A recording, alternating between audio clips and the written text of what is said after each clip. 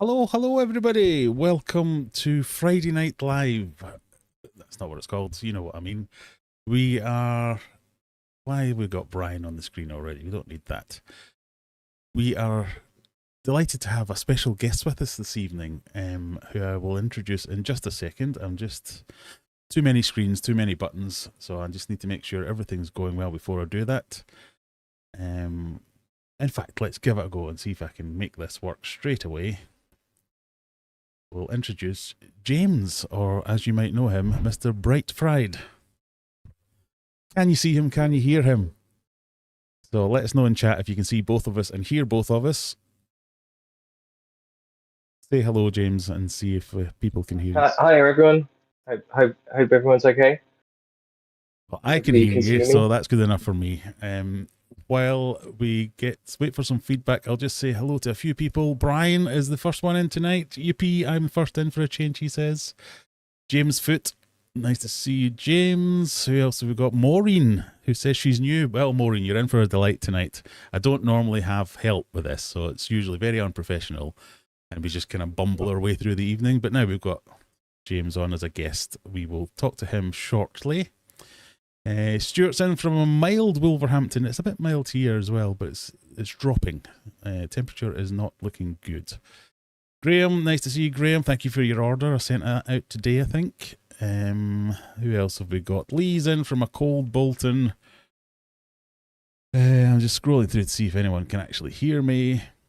Applegal has got a brand new car today.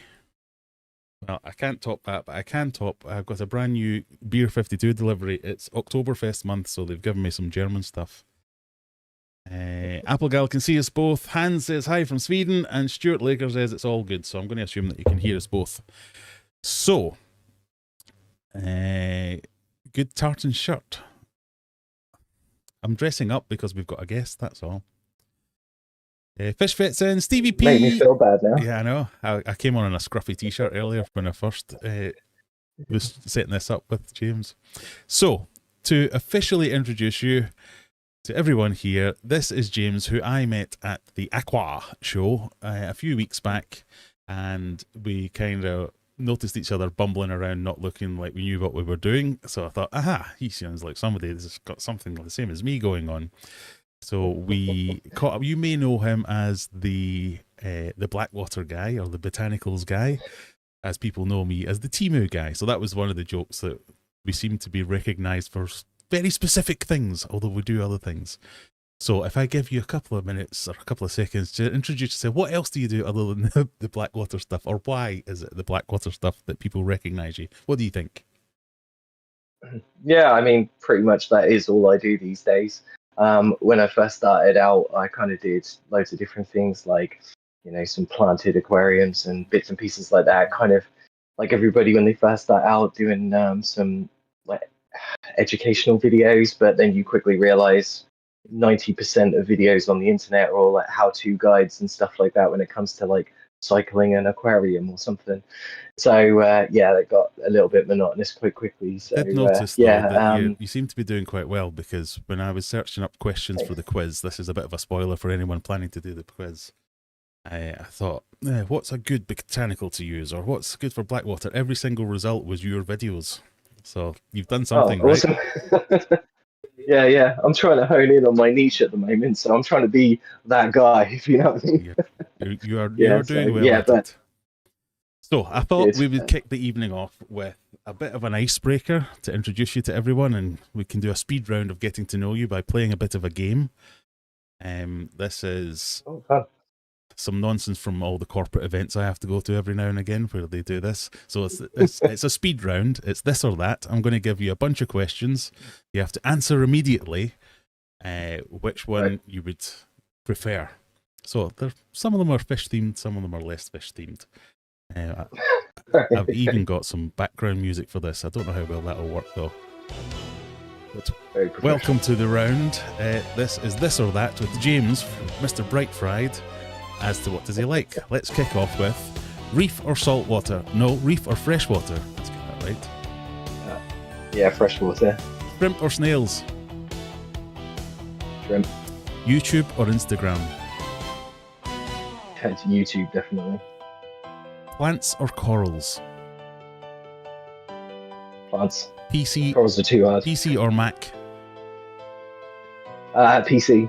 Guppy or Tetra? Tetra. Ability to fly or ability to be invisible? Speed round. Fly? Fly? Fly. Fly, go for fly. Nano tank or monster tank? Nano.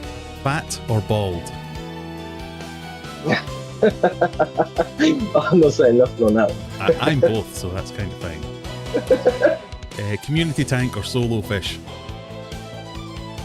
Community, I think. Sand or gravel? Sand. Apple or Android? Android. Chinese or Indian? Chinese. Sponge or canister? Sponge. Botanicals or chemical? Botanicals. Live bearers or egg layers? Egg layers, I think. And we'll finish off with beer or cider? Yeah, definitely. So there you go. We've now got an insight into the mind of Mr. Bright Fried. I want to start off with some questions, but we can leave it a bit freeform, go with the flow, with the chat, whatever it might be. But first off, why Mr. Bright Fried? No massive reason. Basically, like most people during the pandemic, I was bored sitting here and didn't know what to do with myself, and so I thought it'd be fun to start posting pictures of my fish tanks on Instagram. And because, like most people that make videos and stuff on the internet, I didn't want my friends and family knowing who I was at first, and so I didn't want to use my own name. And so I just went online. It was like a random name generator or something. I can't remember. It was before the boom in AI. And yeah, I just put like funny fish names, I think it was, or fish puns and stuff. And yeah, that one came up, and I was like, yeah, that'll do me. And now, yeah, it's one of those things that's now stuck. And I keep thinking I should change it, but I don't know. People know it now, so I'm kind of now down the rabbit hole. Yes. I know it's hard when you pick a name. My first YouTube name was Discus Newbie, because yeah, I had discus and I was quite new at it. It was like 12 years ago or something like that. And it was somebody that said to me, in 10 years, when you're a discus expert, are you still going to want to be called Discus Newbie? And I had to think of another name, so I went for the alliteration. So I guess so. Yeah, it's hard, isn't it? It's hard. And I see lots of people that they just change their name to their name eventually. That does seem like the simpler thing to do, but we'll see what it is. So these are some questions that have been sent on either Instagram or YouTube or Discord or wherever it is from various people. Obviously about blackwater, tannins, all those kind of things is what they're all. So I'll kind of conglomerate them into one big mush and say what makes a good botanical and why. So kind of three parts. What makes a good botanical? What should we be avoiding? And how do you use them? So pretend I know nothing about it, because I now pretend that I know something about it, but no. Where does someone start with it, I guess, is the question. Well, that's a very good question. That's a very deep question as well. I feel like I could be here a long time talking about it. So what was the first one? What makes a good botanical? Is that what you were saying? So I think when I was looking at this, I think this is coming from the point of what can you collect yourself and what's dangerous, what should you avoid, what makes... So some of the questions were, what makes it a good botanical, i.e. is more tannins equal good? Fewer tannins equal not as good? Or is there something else to it? I guess that's where the question's coming from. Yeah, I mean, lots of different botanicals produce different amounts of tannins. As a great example, one of the most popular leaves in the hobby that you can collect or that you can buy is Indian almond leaves or catappa leaves, and they leach like ridiculous amounts of tannins, and they're very synonymous with better fish. In that sense, they sort of go hand in hand with them. So that is like the most popular and the most accessible, I'd say. if you want to buy them, you want to go and collect them. And then there's obviously plenty if you live near a woodland area. The one thing that I would say is if you are going out to collect your botanicals, is do some research first on the kinds of botanicals or leaves that you can use in your tank, because not everything can be used. And also, just bear in mind where you're collecting them from. So if I was to go out into my local woodland area, one thing I'd avoid straight away is collecting any leaves near the roadside. So if I just pulled up near the woods and then started collecting all, say, oak leaves, for example, like grab a load of dried oak leaves and bring them home, well, they're going to be like littered with car fumes and dirt and everything. So that's probably not a good thing to be introducing or put anywhere near your fish.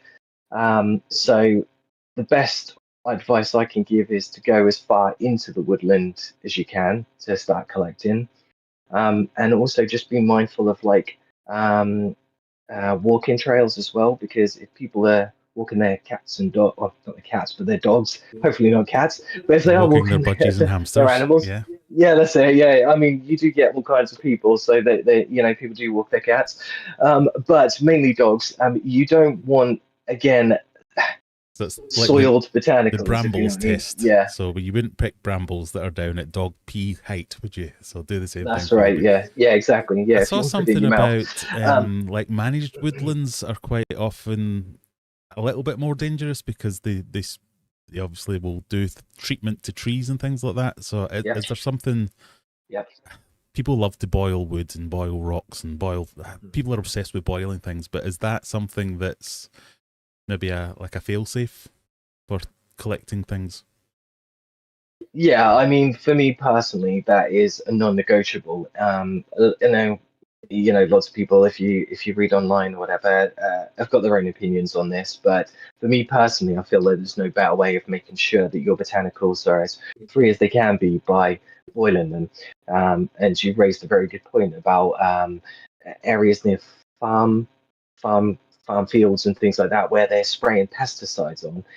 Any of that gets into your tank, and that is fatal. That's a bad time. I've had a couple of those experiences, and I can tell you firsthand that it's not a nice feeling when you come down the next day and see your tank with a lot of fatalities there and just completely cloudy. So it's the boiling definitely thing, to is that avoid. quite comprehensive? Will that get 99% of all nasty bacterias and things like that? Is that quite a safe way of doing it then? I'd say so. Obviously, boiling kills bacteria anyway, doesn't it?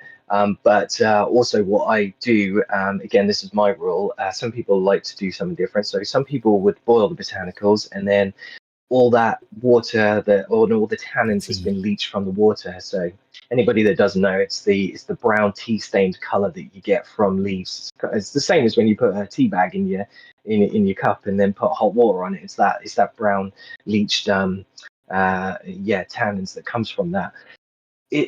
Some people like to boil the botanicals and then put that water into their tank, and I feel like that is, it's sort of contradicting like anything that you're doing, because yes, you're boiling it, but then you're still putting that in, and if there's any pesticides or anything like that, that chemical is still in that water. So you've killed the bacteria, but you've not necessarily killed the active things in there. Yeah. So that's a good point to lead into. I pour that. Oh, go on. Yeah, sorry.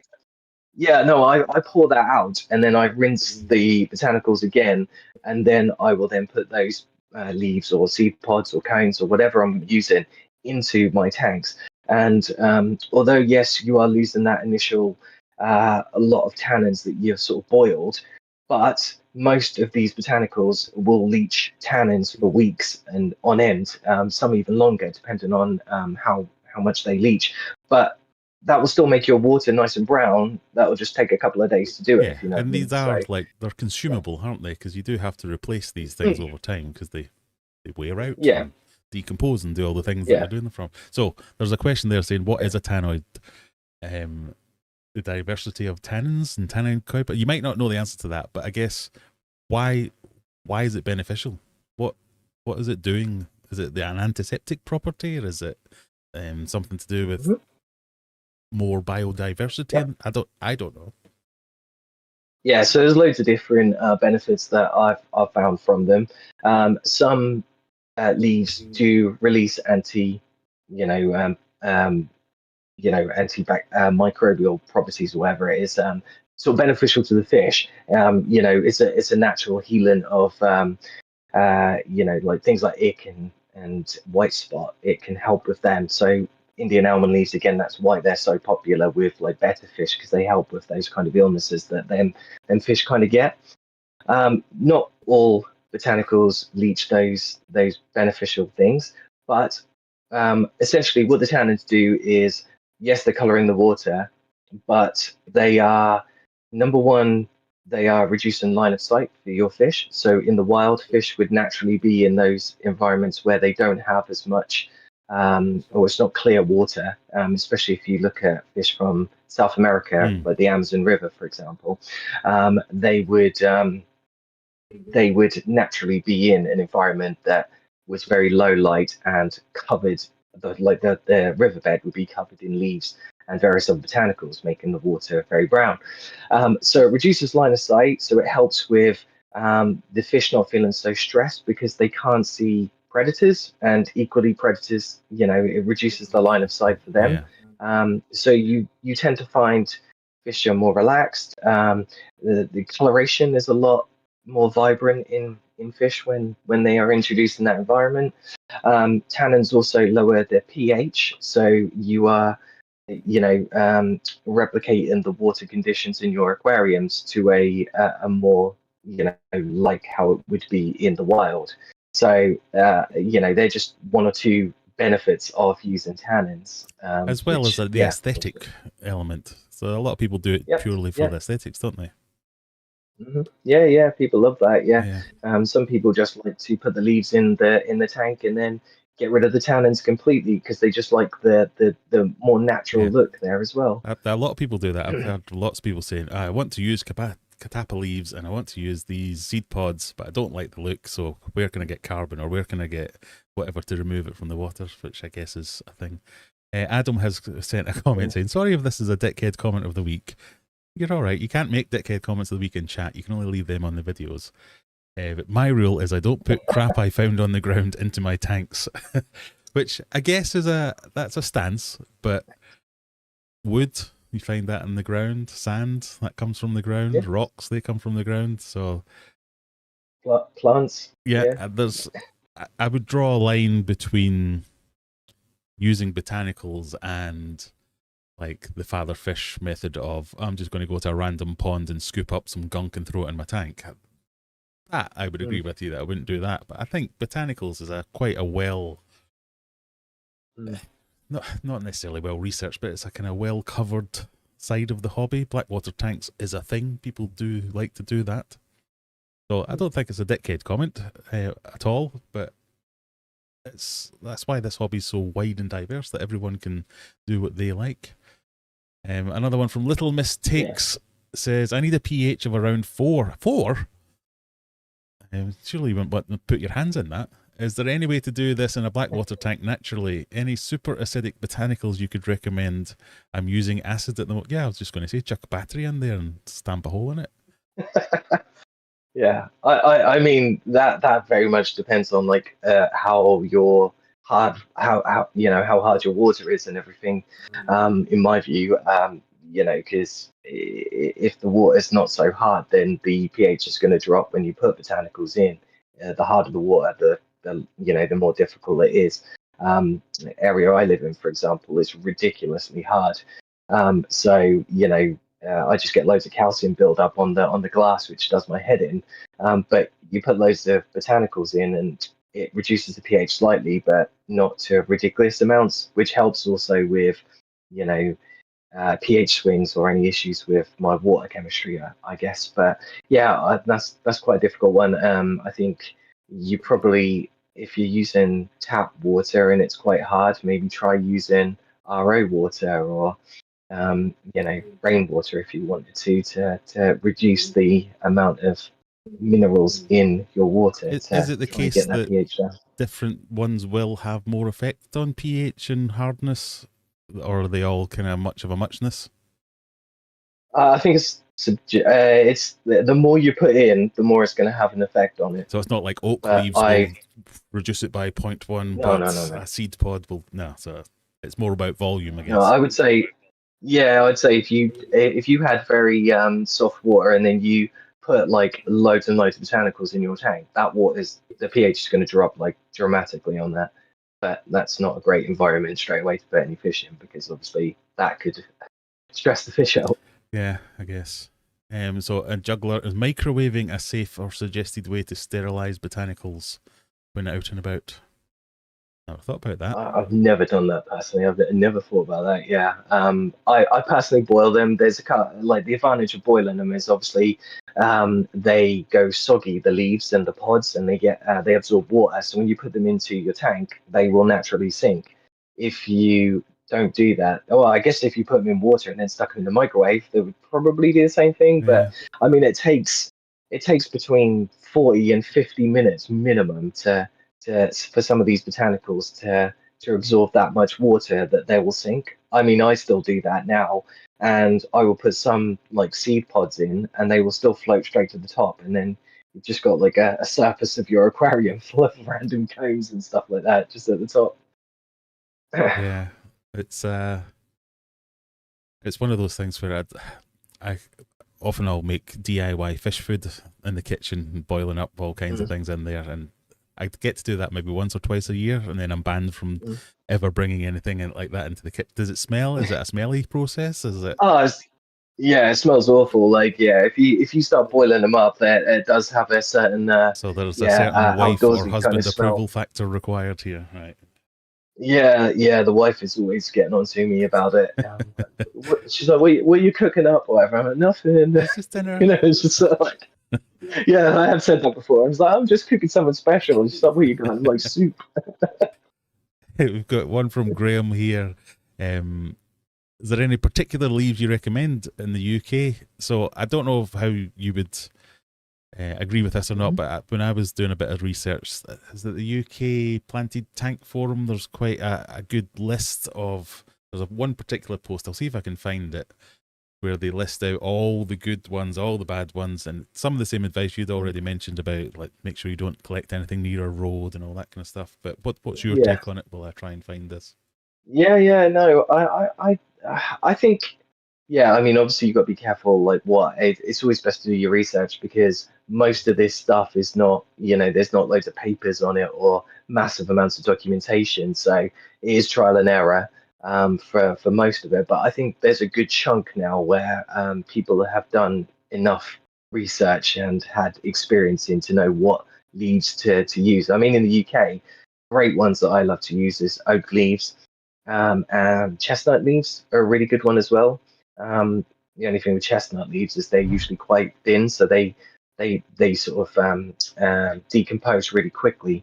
But they look amazing because they have like the leaf skeleton sort of showing. But yeah, and shrimp absolutely love them. So yeah, it's another benefit to using botanicals is it's free food for the microorganisms like shrimp, that sort of thing, snails. I've just stuck a link to the page that I'm looking at the moment, but it goes through a list of all the common trees and what ones are better than others and bushes and things like that. So awesome. If that's any use to anyone, go for that. Now I've lost the screen where we're on. Hang on. Here we go. We're back. Chestnut leaves number 2. Be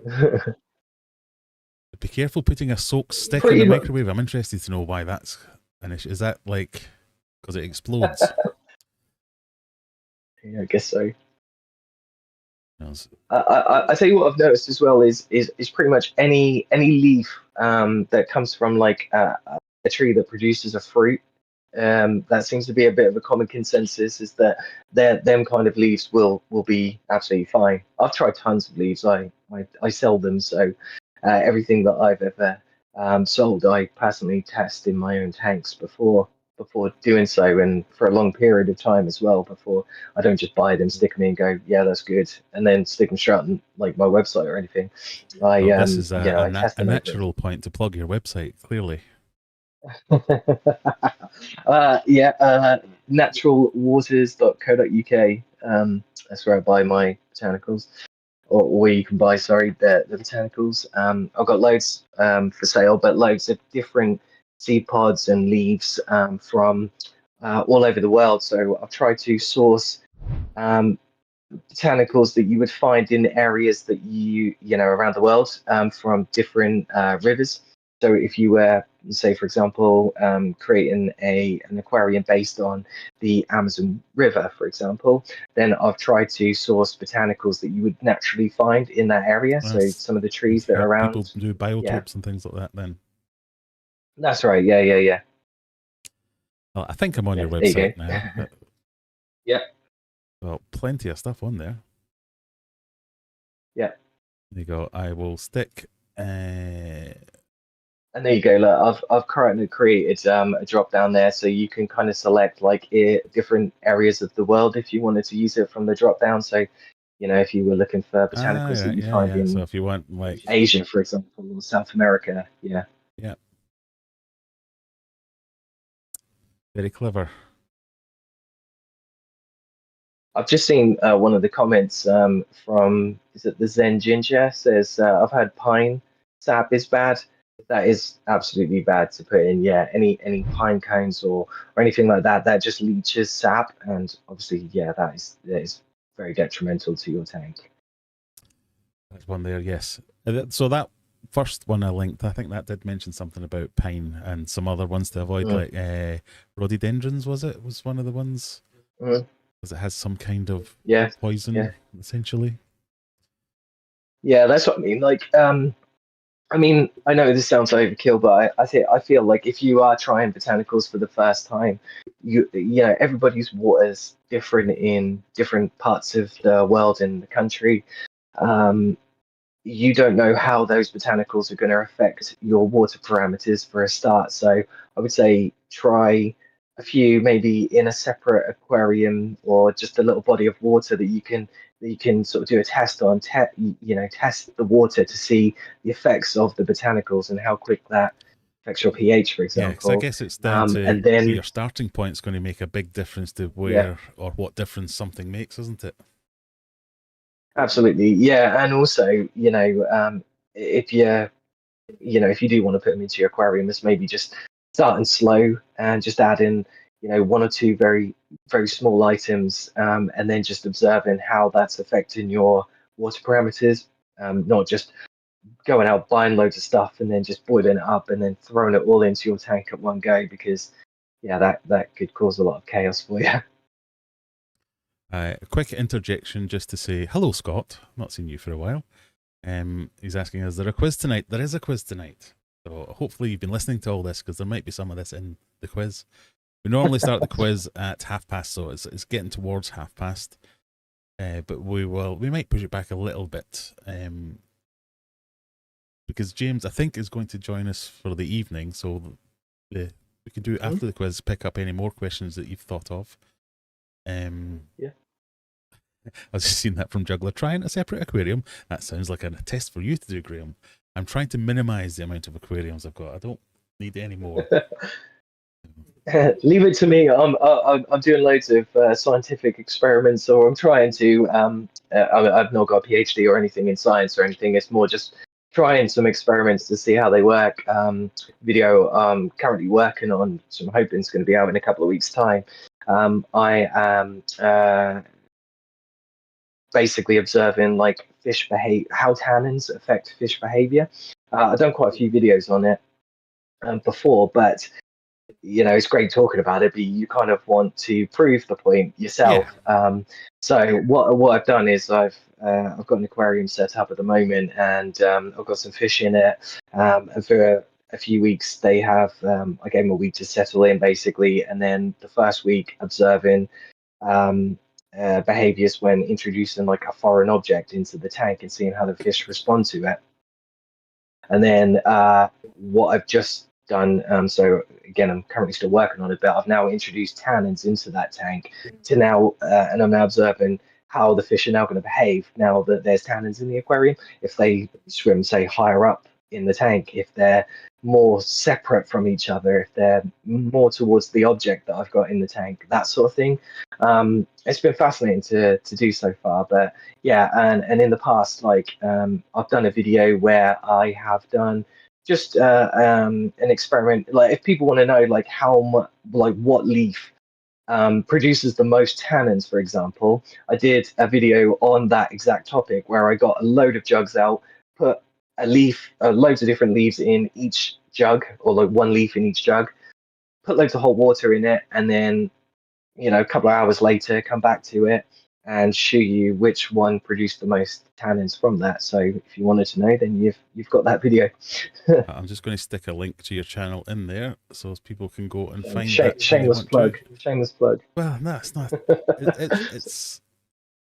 It's kind of the perfect crossover because it's stuff I don't know about. I don't cover this, so there's no crossover there. We're safe to talk about this because I'm never going to invade your space, shall we say? But it is the kind of thing I like to hear about. So one of the things I was going to ask you, I meant to ask you when we were down in Aqua, was I have a load of tree stumps in I have these big tanks, mega tank, the very first one. It's big 8 foot by 4 foot. And I got a load of oak tree stumps from somebody he was a tree surgeon and had just had piles of them in his shed. And I was like, perfect, I'll take some of them. Yeah. And I literally couldn't see 6 inches into the tank because they obviously hadn't been soaked or anything. And I spent 6 months soaking them in there and it made no difference. I've moved them out now and put them into buckets, big basin, bathtubby things out in the garden. And just within a day, it's just turning it into like thick black soup. Is there a what's the word? Is there a formula to say how long these things take before they stop being quite so ridiculous without boiling them? Because I don't have a pan that's big enough to boil a oak stump that's like 3 foot wide. I think you tend to find larger or thicker items. So I like seed pods, for example. Like if you've got like big, I sell these like Brazil nut pod shells. So it's like the pod, the Brazil nuts that you'd find in on a tree. The actual pods themselves are great. They're like these massive, big circular pots, and some people use them in reptile setups and everything, but they're great to put in a tank and they look really natural. And also fish like to hide in them. It's like a nice natural hiding spot. It's kind of like a coconut, one of those sort of coconut shells that people put in the pods, and they leach for months and months, and they barely decompose as well. I've had one in my tank and it is been probably over a year now and it's barely even decomposed at all. So what you're telling me is they're never going to start. Yeah, basically. I'm good. They'll be like that forever. Brilliant. No, well, yeah, unless you, I mean, you'd stick in the water, and then I suppose if you didn't want it, get your carbon in there and constantly spend loads on carbon to spend a lot get rid of it. Aquarium Delirium Mal's in. He's just said that's how he found your channel, was that jug video. Oh, really? So we've got a bit of crossover there, yeah. Glad it's helped someone. He did ask a question that I saw and then missed it, but let me see if I can find it. I'm guessing all parts of a yew tree would be a no-go for botanists. I don't know. What's different about yew trees? Are they a funny one? Yeah, I don't know. To be honest, like I've never had an experience with one of those. So, is it because it's a softwood? Because that's a kind of, it's not a real rule, but it's a kind of hardwood's good, softwood's possibly. Bad. Maybe. I think anything that I've known is like you have to make sure that anything is like completely dead and dried out, so that it's not leaching anything from that tree that it originally had in it. I did did some research on like certain times of the year. Leaves, for example, release sugar even when they're dead. So later in autumn, it's better to collect them than earlier on, because as soon as they're fell, some have still got lots of sugar in them. So if you put that into your tank, you're putting sugar could release into your tank and then cause like bacterial things. So the longer it's been dead and dried out, the better. Like sometimes I've purchased leaves or imported them for my website, and they've come and they've been completely fresh and then bagged up, and it's like, oh, I thought they were So dry. you're going So to need then to it's age like, them now for 6 months. yeah, the old put them in the oven trick and whatever, and let them dry out, or leave them outside if I can. Apparently, yeah. trees So are that's toxic. That's why they're saying that. But that kind of makes sense. Yeah. Right. So we will talk amongst yourselves. I'm just going to put the link to the quiz back in the chat because we're going to get kicked off with the quiz. Are you going to play the quiz, James? Because can do. there's lots of botanical questions, and if you don't get them all right, I will embarrass you. Yeah, cheers. There's currently 7 people in the quiz. That's not very good. Come on, people. We'll have a bit more than that. Yeah, come on. You got a special guest this time. Very special guest. I don't normally do guests, so don't embarrass me, people. Make you think there's only 7 people want to play the quiz. Yew trees and rowan trees are different. Yes. What did someone say they weren't? Oh, Brian.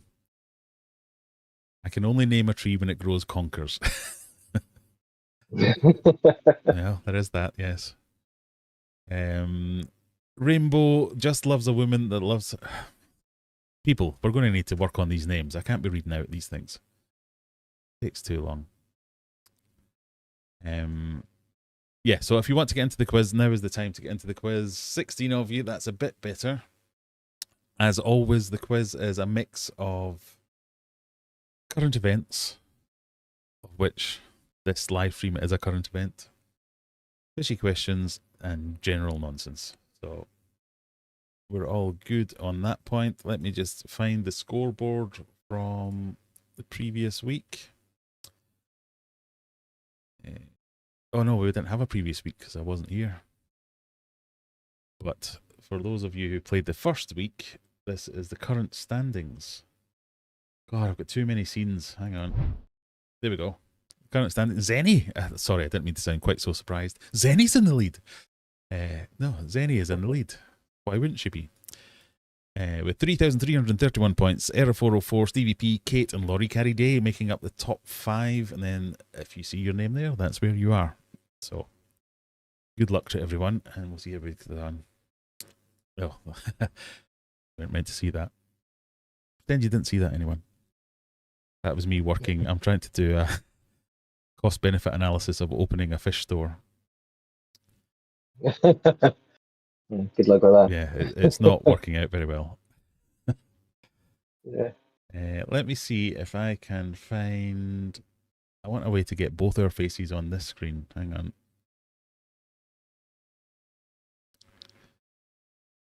I mean, I could drive to wherever you are, but it might take me a couple of hours. Hang on. I'm going to do some live resizing. Everyone loves a bit of that.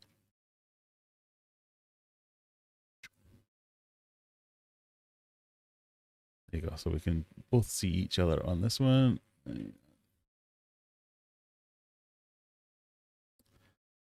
put you up in the top corner. I'll be down in the bottom corner. Right, are we ready to go? We've got 20 people who are in for the quiz. The scanny thing is on the screen for the people who like to do the scanny things. Stevie P says, even Zen can win this thing. I didn't mean to say it like that. I'm very sorry, Mandy. Here we go. An AA shop, would it sell alcohol? No. In fact, is it worth talking about this for a minute?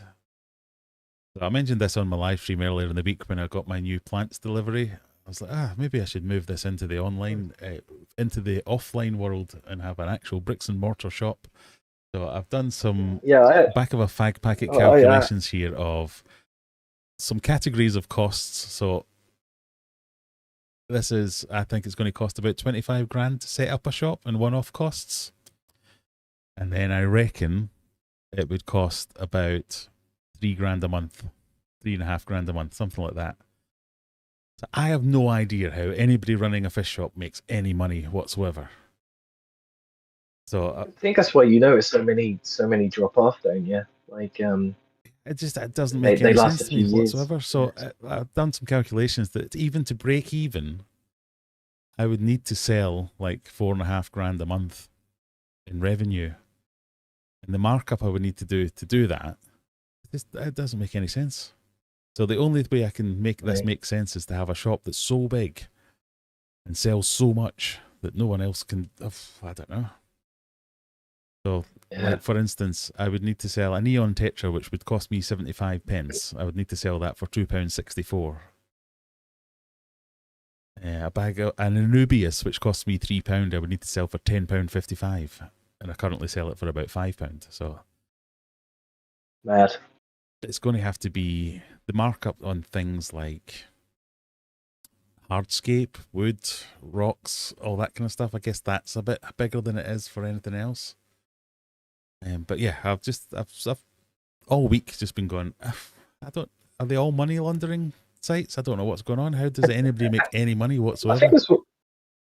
I think that's when you realize like why everything's so expensive when you go into your fish shop now. I mean, I went into mine down the road, and I just can't believe like you're paying like £5-6 now for like a Corridoro, aren't you?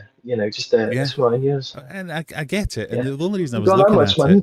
it was I don't know if you heard, but my mum determined to become an internationally renowned aquascaper. So I need to do lots of practicing. I've been watching your videos. Yeah. But I went round every shop in Sheffield, visited every single one, and not one of them had anything interesting in terms of plants or rocks or wood. Or it was just all the generic. Here's some white pebbles. Here's some grey pebbles. Here's the same plants you already have at home. And I'm like, what? There's definitely a gap in the market, but what I can't figure out is, am I the only person interested in this gap because nobody else cares? That's why they don't sell that stuff. But I don't know.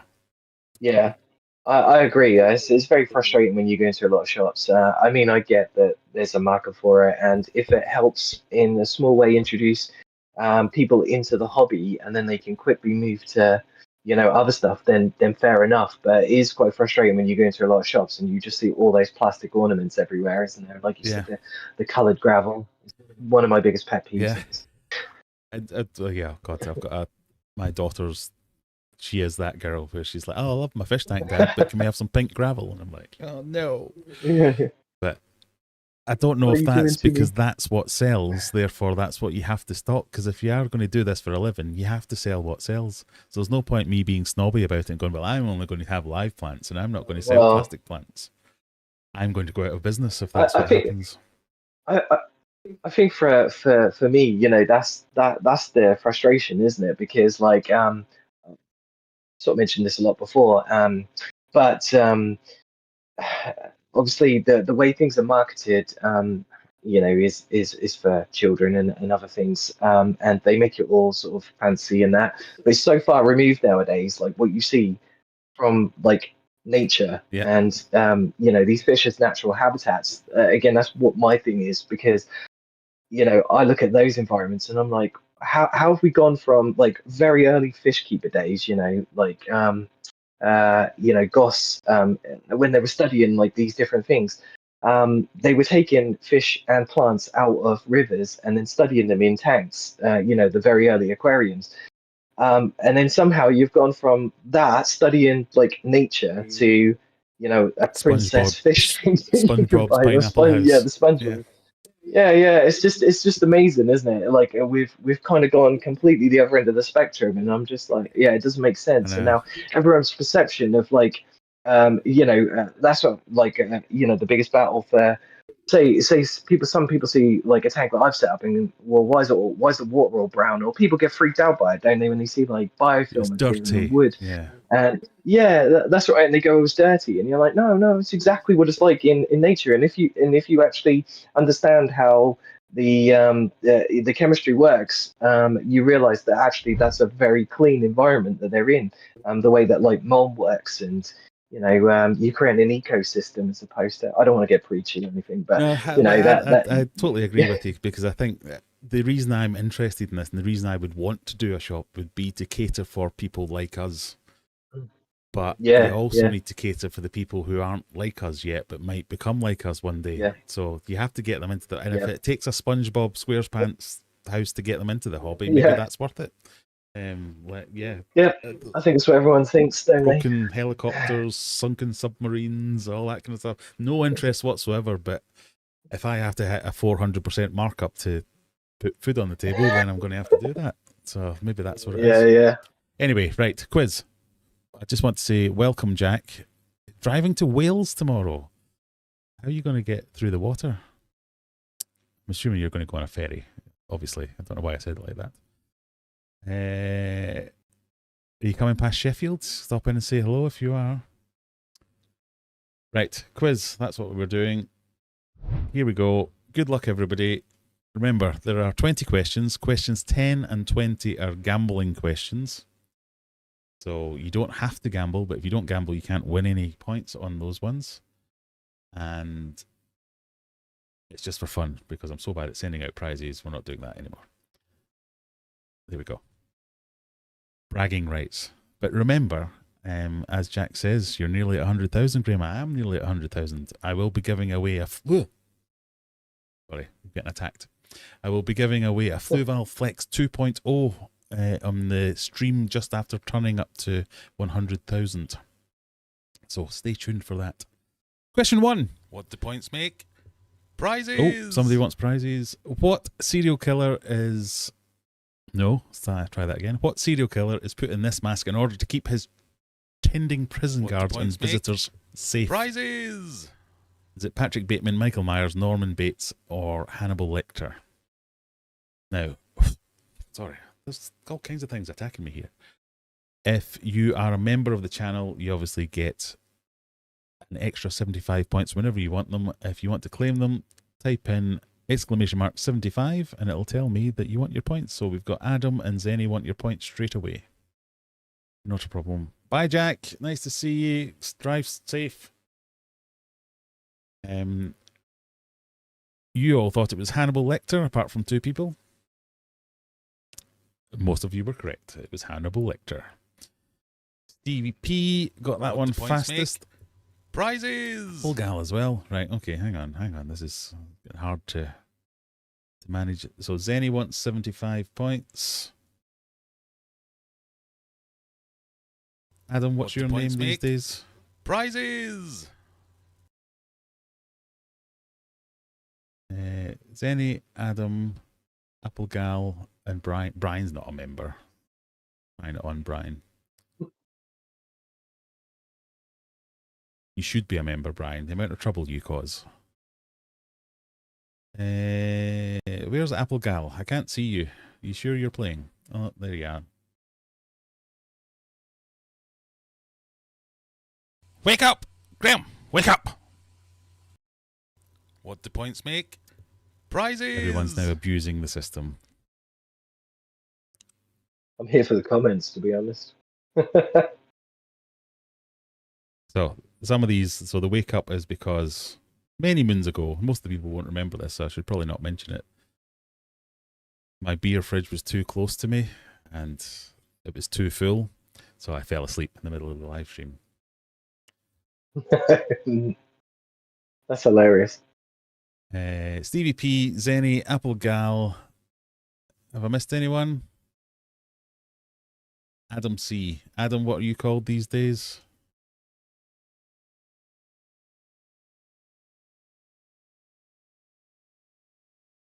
Are you Mr. Swimmer? I can't remember. What's your name, Adam?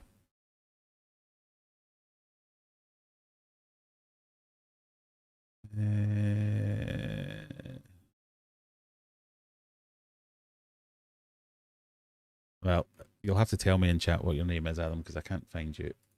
I'll add it in a second. Question 2. What is the actual name of Jimmy Kimmel's late night show that ABC temporarily suspended from production in September? Is it Jimmy Kimmel Live, Jimmy Kimmel Tonight, Live with Jimmy Kimmel, or Late Night with Jimmy Kimmel?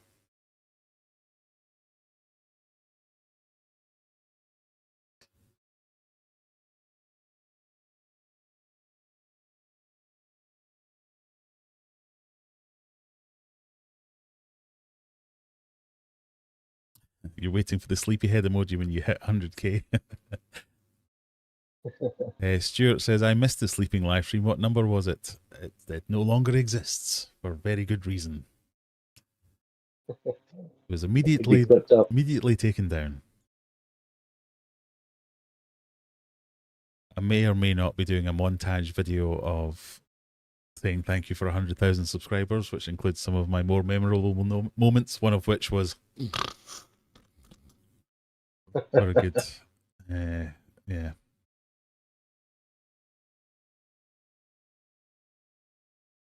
Blah water, is that what you're calling it, Adam? Blah water. Blah water. Okay. I've got you.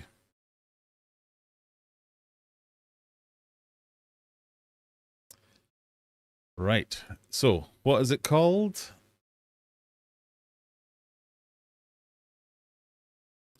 Oh, nobody knows. It's called Jimmy Kimmel Live. You know. Zenny's in first place, Stevie P in second, Apple Gal in third. Question 3. What country gave the United States the Statue of Liberty in 1886? Was it Spain, Portugal, France, or Germany?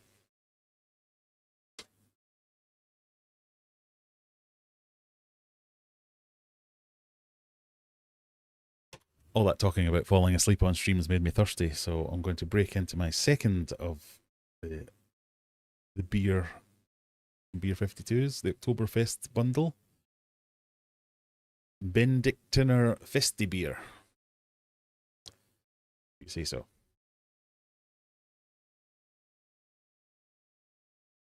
Ooh, 6%. Might fall asleep again. What country gave the United States the Statue of Liberty? Most of you think it was France. It was France. Well done, most of you. See how you're getting on there. Brian in fourth place, just challenging that top 3 spot. Well, technically, Brian, you're the leader because you haven't used any free points. Question 4. What kind of evil entity terrorizes children in the 1986 horror novel It? So obviously, some of these are Halloween-based questions because we're in October. Was it a clown, a goblin, a ghost, or a witch?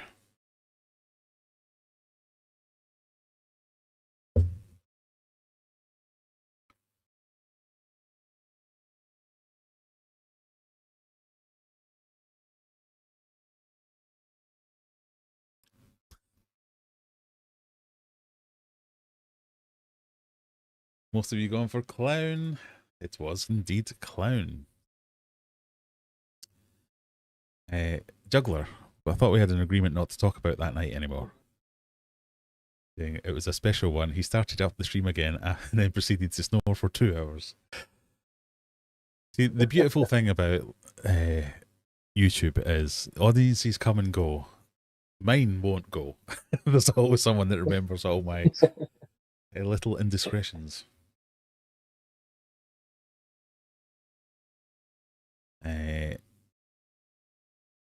What's your name? Are you playing, James? Me? No. Oh. I'm playing in my head. Okay. All right. I'm going to ask you for the next one. Question 5. To be fair, I'm using my phone for the camera, so I can't exactly scan the QR code. But I can answer them if you want me to. I'll come to you occasionally, yes. The Nile River flows through 11 countries. Which one is not one of them? Egypt, Ethiopia, Equatorial Guinea, or Eritrea? What would you go for? Yeah. Should we start on the next question? I thought this one was quite easy. I like to throw in a few geographical ones because it really upsets Mandy, Jenny Ginger. It's one of my favourite pastimes is to upset Mandy.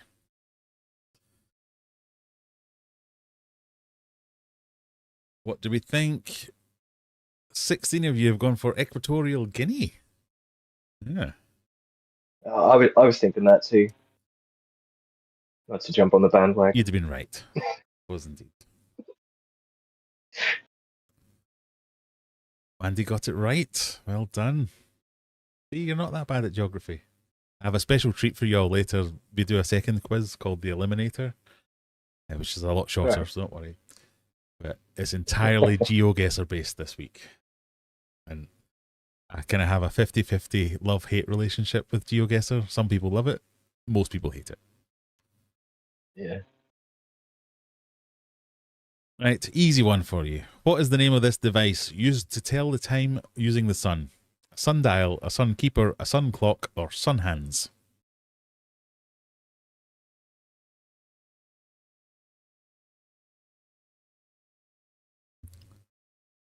Don't answer too quickly because it gives it away to everybody. Yeah, I know. That's what I was then thinking. I'll answer afterwards.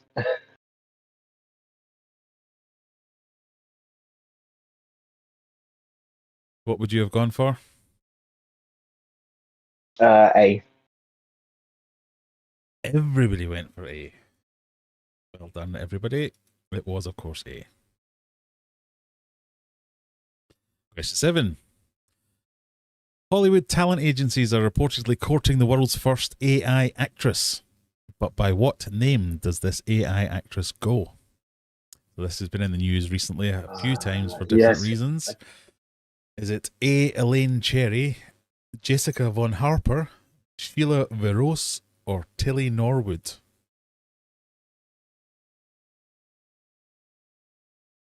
I have no idea what her name is. I do remember this, though, hearing about this. The world's going crazy with AI. Yeah, the company I work for at the moment is obsessed with AI. You're not like, unless you put AI at the start of every sentence, everything gets rejected.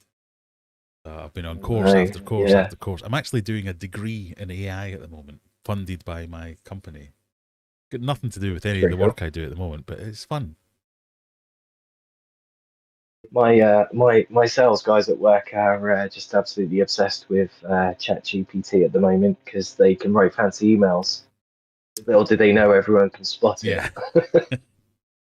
It's like, yeah, your post on LinkedIn now is just full of emojis. It's not obvious, is it? You went for Tilly Norwood, and it is indeed Tilly Norwood. Yes, so apparently talent agents are courting the actress made by AI, Tilly Norwood. Apparently they've had all kinds of stupid numbers have been quoted as to what kind of fees they're putting up for it. I guess they just don't have any qualms about working late at night or in different places or anything like that. You can just, make a robot do whatever you want, I suppose. Question 8. With a name meaning chooser of the slain, what is this female warrior in Norse mythology? Is that Hati, Skoll, Yule, or Valkyrie? The name meaning chooser of the slain. What is this female warrior in Norse mythology? Mary Oliver, nice to see you, Mary.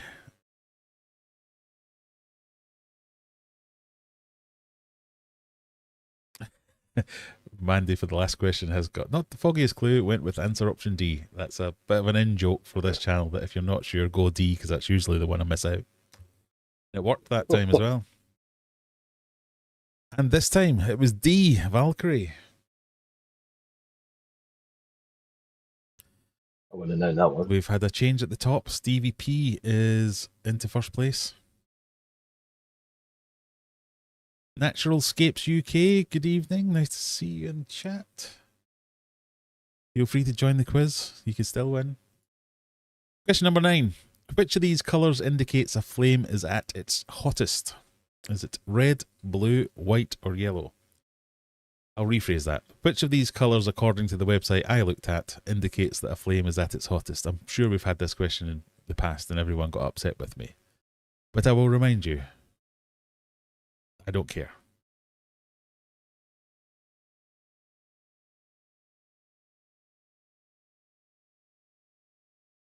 What do we think?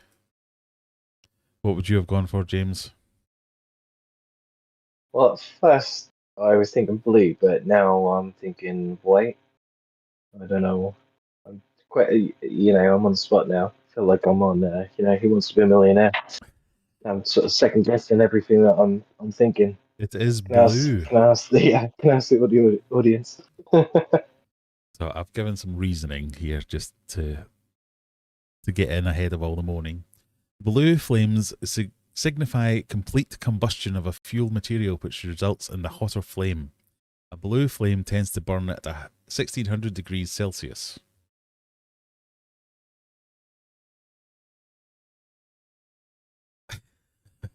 White is the correct answer. Apparently not.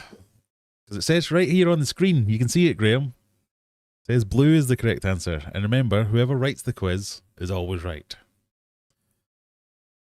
White flames are hotter, but I remember Graham got this wrong last time too. I knew there'd be some uproar about this one. But anyway, it's blue because that's what the website I looked at said. Era 404, Juggler and Brian all getting that one right. Shadow, Scat, Mona Lee, Elaine, Lemoy, all getting points on that one. Right, this is your first gambling question. So remember, gamble any amount of your points whatsoever. If you don't gamble anything, you can't win anything, but you also can't lose anything. So, here comes your cryptic clue. Were you listening? What could that mean? Were you listening?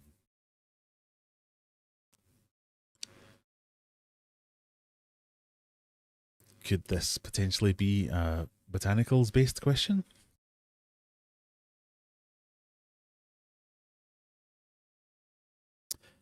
What is Mr. Brightfried most famous for? Is it A, reef tanks, B, Temu videos, C, aquascaping, or D, blackwater aquariums? I think you'd be, quite insulted for one of them. I have noticed you trying to break into the Temu video market. We should probably discuss this offline. Yeah, that's my king. I tried one, and which did okay, and then the other ones tanked quite bad, so I gave up. It's weird, isn't it? Because I didn't do anything groundbreaking in my Temu videos, but they have gone mental for my channel. Why wouldn't they work for anyone else? It's just YouTube, isn't it? Like once it gets hold of something, it sort of just then pushes it out, and if it's not the right audience, yeah. What's Mr. Brightfried most famous for? Well, two of them went for Temu videos, so you made some kind of impact. But most of them going for blackwater aquariums, which is the correct answer. Botanicals in Blackwater. So well done to all of you who risked a lot. Pardon me. Who lost their pants on that one then? Oh, Fry lost 268 points. Don't worry though, you can make it back. Question 11. What type of creature is a Sicarius? What type of creature is a Sicarius? Is it a spider, a fish, a beetle, or a snake?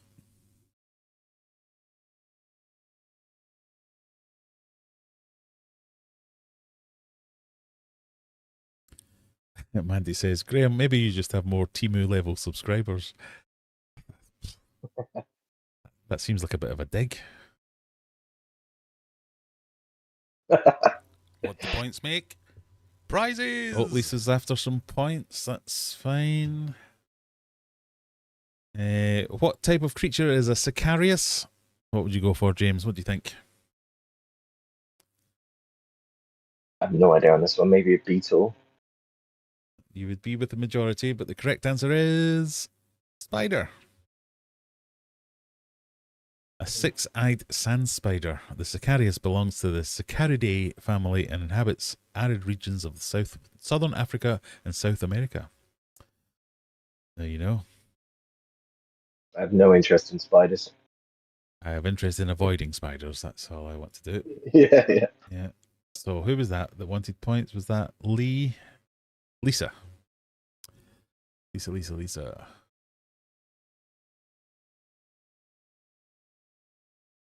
Why can't I see you anywhere, Lisa? Ownerly, there we go. 681.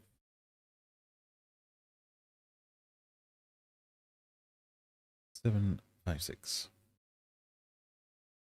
That's bumped you up a couple of spots, Lee. Question number 12. What is a common byproduct of using botanicals in the aquarium? Does it lower nitrates? Does it increase KH? Does it increase pH? Or tannins? Where can I get the parakeets with the long hair from Temu? Maybe you probably could get it. Pretty much anything from off Temu. What would you go for on this one, James? I don't know. It's a hard one, isn't it? It's a hard one to call, really. I don't give it away for anyone, really. Everyone's gone for tannins. Imagine that. Of course, it is tannins. I mean, I didn't research lowering nitrates, so if it does lower nitrates, sorry. Yeah, I mean, you could get into a conversation about the breakdown of botanicals, creates mold, which absorbs nitrates and ammonia and all that sort of stuff. So, good. So, if you went for nitrates and that turns out to be true, sorry.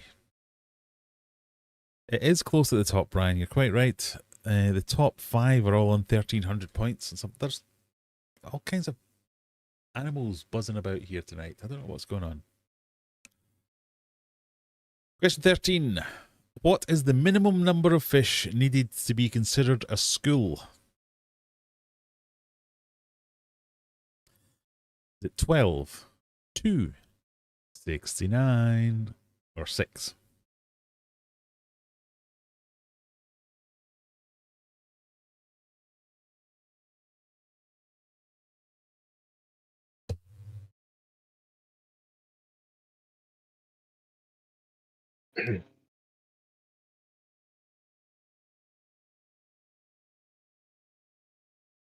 Well, 6 or 12 seems to be the popular answers, but according to the popular research, it's 6.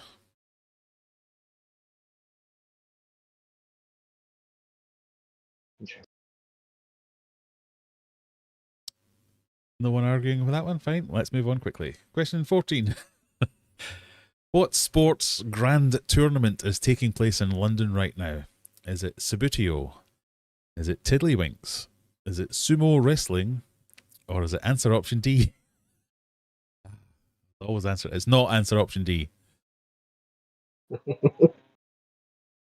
So don't vote for D. Can't remember what I was going to put as D.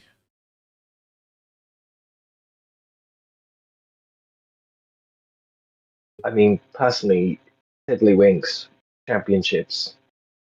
Interesting. The World Tiddlywinks Championship is a thing. But it's not this thing.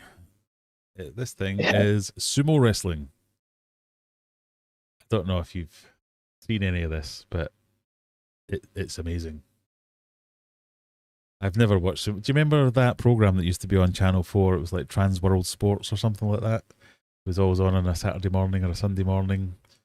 And it was like they would have kabaddi and all kinds of weird and wonderful sports. They used to have sumo wrestling was on every now and again. And the only thing I remember is Takeshi's Castle. That would be quite similar. Yeah, to that. Things like that. It was just this Trans World Sports was all weird sports from around the world, and every now and again they'd have sumo wrestling on it. Right. But I watched a bit of it today. It's amazing. They spend about 5 minutes just like slapping their asses and going, bah, hey, bah. And then it's literally 10 seconds of bow, bow, bow, bow, bow, bow. Just these enormous men throwing each other around. It's great. I should really get into it. I think I'd be pretty good at it. So those who said sumo wrestling are correct.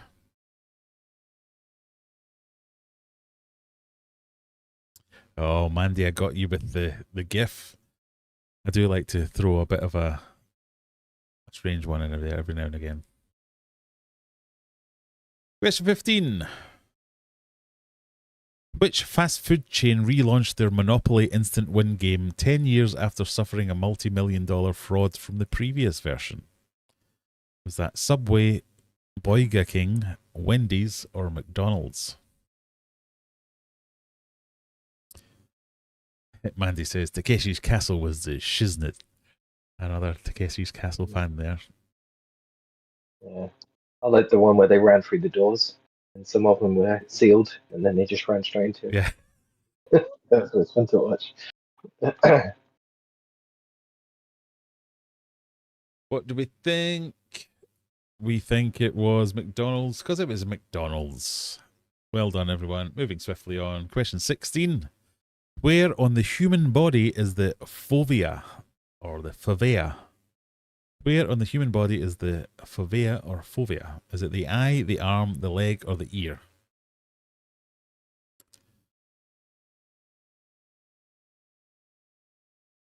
Aquaman Aquatics is in. That's another link to the Aqua Show. Mm.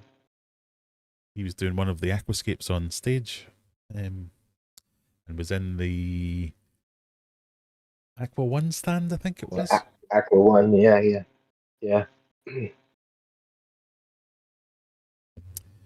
And a little bit a peek behind the curtain here. My attempts to become a pro aquascaper, I thought I'll reach out to all the pro aquascapers that I know. So I'd emailed or Instagrammed or messaged everyone. So George Farmer, MJ Aquascapes, MD Fish Tanks, Aquaman, dozens of them. 2 of them got back to me. One of them was Aquaman, and another one was to say, "No, I'm not helping you." Really? Yeah. That's hilarious. So thank you for that one, Aquaman. That was very nice of you to. I was hoping to compile a list of like short videos from all of them saying, "Oh, you should concentrate on your hardscape more, or you should concentrate on the plant choices, or you should concentrate on composition." Silence. Although MD got back to me to say he would help out, but he didn't consider himself an aquascaper. So there you go. So that's hilarious. Anyway, where in the human body is the fovea? We think it's the eye or the ear. It's the eye. It's the small depression in the center of the macula responsible for sharp central vision and color perception. There you go. Oh yes, quick shout out for Aquaman. You will be at Berkeley Aquatics next month. I think it's the back end of November, is it?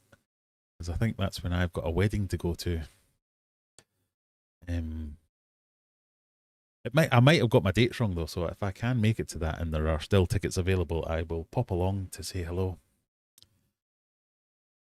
It's a nice place that is as well. Claire, the owner, is really nice. Oh right, I've never been. Yeah.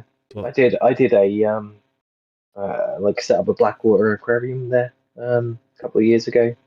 That was good fun. Oh, so 2 reasons to go if it's a good shop as well. Yeah. 29th of November, there you go. So if you're interested in visiting what sounds like a great shop as well as seeing a demonstration, then 29th at Berkeley Aquatics. MD loves MD. I like MD. I got on well with him. We've had messages back and forth over the years. Not like some people in this hobby who are a little bit up themselves. He seems very down to earth.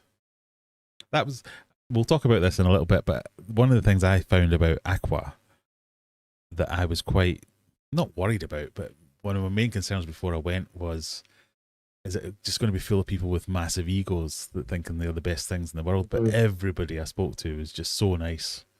Nobody was. Yeah. I couldn't believe just how nice everybody was. There was none of that.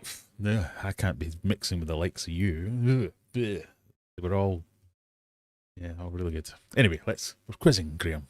Stay on topic. Question 17. What is the actual given name of the North Star seen shining in the night sky? Is it Canopus, Antares, Sirius, or Polaris?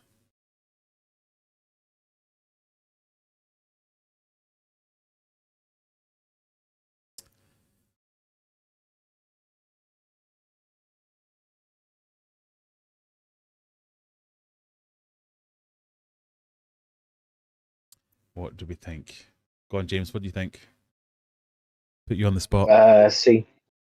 Sirius. It's Polaris. The North Star, or Polaris, is part of the Ursula. I thought it was Ursula Minor. Ursa Minor. The Little Dipper. There you go. Sirius is. I was just throwing everybody off, to be honest.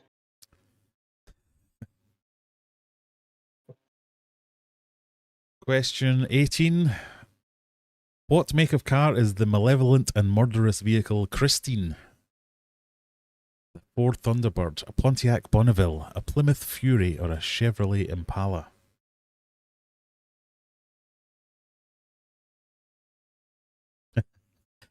Sorry, I've just seen my dad's is now in chat saying nice shirt. I have to quickly go back to the main screen. This is because my mum bought me this shirt and I was up in Glasgow last weekend. So I've put this on special because I've got a guest tonight, Dad.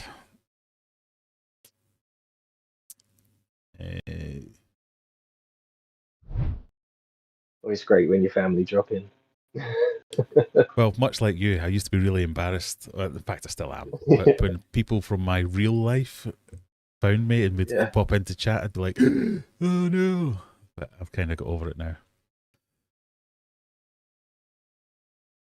What make of car is the malevolent and murderous Christine? Oh, nobody knows. What do you think, James? You got an idea? No idea. It is, drum roll please, a Plymouth Fury. There you go. It's another horror movie because it's October, Halloween, etc. So, as we head into the penultimate question, Stevie P has a 2-point lead over Juggler. So it's tight at the top.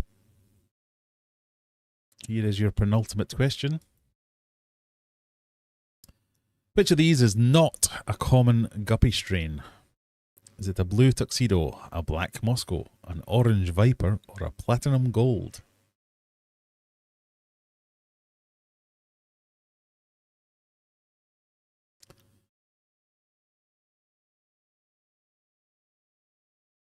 Nice to see you, BJD 12th Doctor. God, that's a mouthful. I was watching JT this evening. You've just missed him. He came in to say hello. He's off to Wales this weekend. He is indeed. Oh dear, Brian, did you get this wrong? Oh dear. I will let you live this down, honest.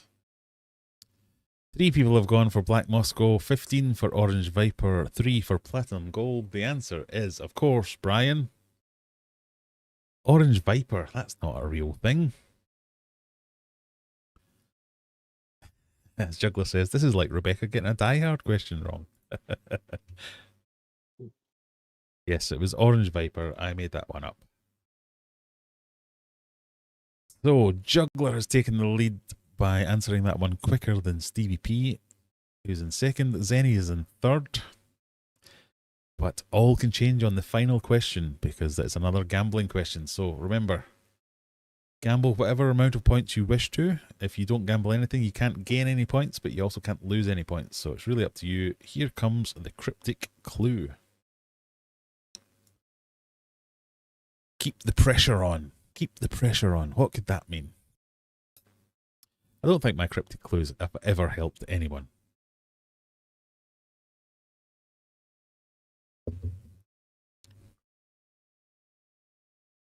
It's extra 75 doesn't work, Stephen. Sorry.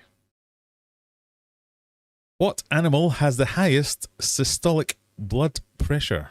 Is it the dolphin, the hyena, cheetah, or the giraffe?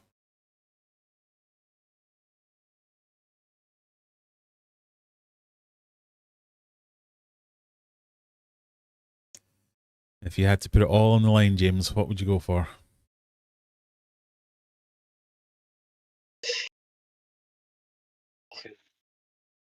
Don't know why. And the clock is ticking. So you get 10 seconds or your whole family gets murdered by a ghost. You have to pick one. Go, go, go, go. Me? Yeah. Oh, I said dolphin. Oh, dolphin. Yeah. Sorry. Yeah. I thought you said I don't know. I feel. No. I said dolphin. Yeah, I don't know why. I feel like maybe that's the right one. Well, 5 people agreed with you. So 5 for dolphin, 1 for hyena, 3 for cheetah, and 12 for giraffe. Giraffe? Of course it's giraffe. They have to pump that blood all that way up there. Yeah, makes sense. Giraffes hold the record for having the highest blood pressure amongst animals. To pump blood all the way to the brain, which is approximately 2 meters above their hearts, giraffes require a blood pressure twice as high as most other large mammals, often reaching around 280 over 180. That's high. So, what has that done to the scores? Let's see. Your winners are, in third place, Zenny with 3,315 points. Second place is Stevie P's, pipped at the post 3694. And your winner tonight, just for a change, it's Juggler with 3,720 points. Well done, everyone. Congratulations, Juggler. Let's see what that does to the overall scores for the month. We have to do a bit of live spreadsheeting. Hang on. Ranking, export. This is the bit of the evening that everybody loves. So exciting when Graham gets his spreadsheet out. Delete that. Copy that. Move that. I'm going to put that in week 2, even though it's week 3, because there wasn't a week 2. That means Zenny's still in the lead with 6,646 points. Stevie P second, Error 404 third, Juggler is 4th. Were you not playing the first week, Juggler? Or have I done something wrong?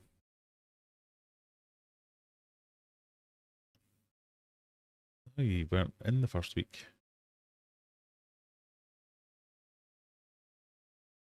So, still anyone's to play for. The top 3 could definitely win this next week. In fact, anyone could. Look at that. Brian's even in the top 10. Again, I don't mean to sound so surprised by that. So there we go. Right, so let's go back to...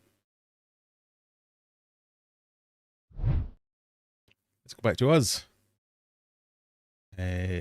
Juggler didn't play the first week. No, he missed it. Fine. Brian, I think you only got 3 wrong. Well, I'll need to check that. Applegal says, so enjoying the show tonight with our special guest. I think it adds a little something different to talk about different views on fish keeping. Thank you. So what do you think? Should we have more special guests on? Should we have James back again another day? We have all kinds of options. Oh yeah, giraffes have the other issue where their vagus nerve goes around the aorta and back up. Giraffes are weird. I think we can all agree that, yeah. Where were you, Rebecca? I didn't see you playing. You didn't get a score in. You could have been doing well because you did well last week.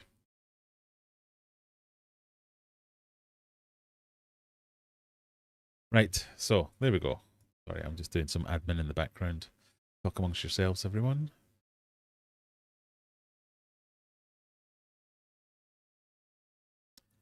So, James, what did you think of Aqua? So I've done a bit of I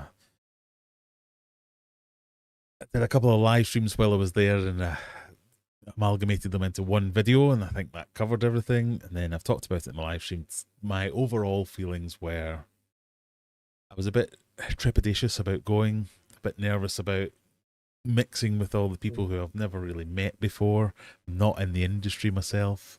A lot of them, even you, seem to be there with companies. I was one of the few that was just me milling about going, oh, I don't know what to do. But I think you kind of fell into that boat as well, of not really knowing what to do. What were your general takeaways from the weekend? Yeah, I think it was similar to you. I watched your videos that you did as well, and your lives and that. Yeah, I think overall it was incredible. You know, great weekend. It was so nice to see so many hobbyists all like together.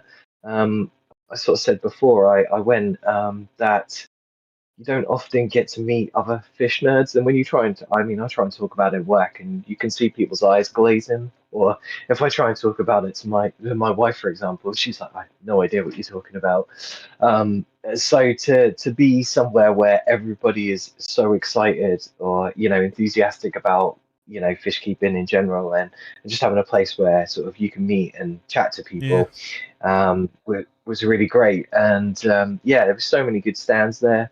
Um, from what I understood, like there was loads more than there was the year before. It was good to see loads of fresh water this time, because I think it did have a bit of a perception that this was like a saltwater event. Probably didn't help that some, um, you know, people were sort of making it a saltwater coral show thing when they were sort of promoting it.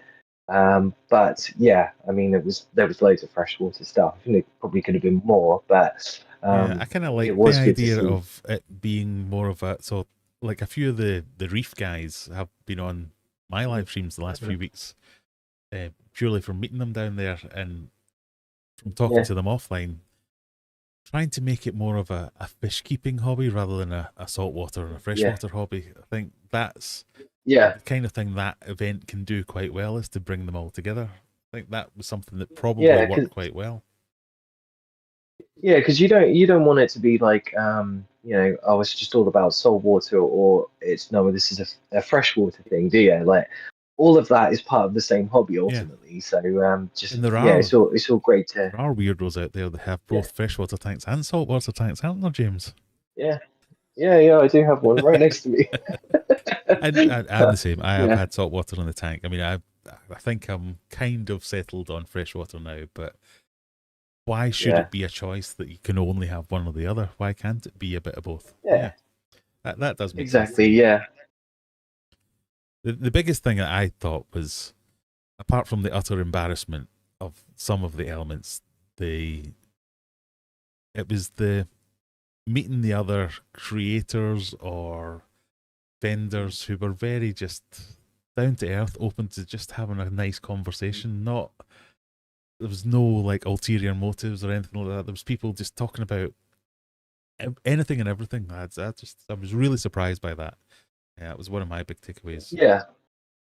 I agree. And like for me personally, I mean, I've not got a massive subscriber or following type thing compared to some of the other people that were there. You know, some had like millions of followers and things like that, and so I felt very imposter syndrome being there. Yeah, Just as being advertised as like uh, a creator and stuff. But it was really nice that like number one, people had seen my videos, especially because I feel like I'm quite niche in what I do. So that was quite nice to know. But like you said, just how friendly everybody was. I didn't meet anybody. Some of the ones that had lots of subscribers, like yourself as well, like that. Like you were saying earlier, that didn't have that kind of like. I'm not talking to you. You've only got a few thousand followers or whatever. Like unless you're in triple figures, you're not going to talk to me type thing. yeah. It was It's just something really nice to everybody I spoke to was just really lovely and friendly. like, yeah, and that was something that blew me away. That the likes of, whether it was George Farmer, the first person I saw there was George, who immediately as I walked through the door was like, hi Graham. I was like, how can you remember my name? I've not. We talked once for 5 minutes 5 years Yeah. ago. Aquaman, when he was doing his demonstration, called me out and went, "Oh, I watched your live streams on a Friday night." I was a bit like, "Oh my god!" Say, ooh, ooh. hiding away.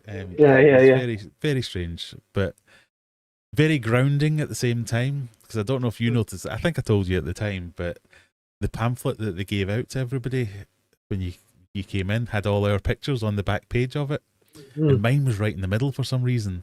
And the amount of people that looked at it, looked at me, and went, nah, just shook their head and walked away. I was a bit like, okay, right, fine, Yeah, thank you. like I saw a few comments like on I think it was Facebook or something, and like people had posted like, who are these people or Yeah, whatever? Why is MD fish tanks not there? You know, and it's not that big then, is it? If you haven't got like these big creators, and he's just like George Farmer was walking around like I thought he was like a very big person, you yeah, know, it and, is. and And and like you say, Fish Shop Matt, you know, he's got a really good following yeah, these days. Matt So was there, and I think yeah, he essentially said why MD didn't come is because they had gone to um, the American one, Aquashella, and just mm, if you're that big, so I think there is quite a jump between Fish Shop Matt with 100,000 subscribers and the MD with 1 million subscribers, give or take. yeah, You saw how busy Matt was. He couldn't walk anywhere without people just kind of grabbing him and yeah. accosting him constantly. So what MD had said was that when they went to Aquashella, like thousands of pictures, you just couldn't get a second to yourself and that kind of thing. So I get that that could be a bit overwhelming and you just wouldn't want to do that. And people Yeah, have lives. So he's a YouTuber, but he's not necessarily going to be available every single weekend. They've got families and that's things to right. do themselves, so that people can't be available for everything. I really like the fact that they had quite a good mix of small, medium, large creators because it covers the whole Mm, gambit of the hobby. It's people who are just getting into it. It's people who have been in it for a long time. It's people who have specialties. It seemed to cover quite a mm, lot of the different areas. People who are aquascapers, people who weren't. I thought that was really mm. good. Yeah, and like we were talking about at the time as well, like you know, for people like Matt, you know, forming a queue outside some of Yeah, the stalls, it would have been good to have like a maybe a little area where you know sort of people could go and meet creators if they wanted to. I think that's Um, possibly one of the things they need to do next year if they're going to make it bigger and better. And they seem to be quite committed to making it bigger and better. yeah, yeah, The whole yeah. fish sales thing, I think that'll make a big difference. That'll draw people just without even thinking That's about a game anything else. changer, that Yeah. one, isn't it? And I think if they do have, even if it's just one stand, because there was plenty of space left over, they could have had one extra stand, Mm, just a gazebo where we could all just hang yeah. out rather than standing about like idiots going, I've walked around 500 times now. I don't really know what to do. Because it's all right if Yeah, and you've like you got a said, thing.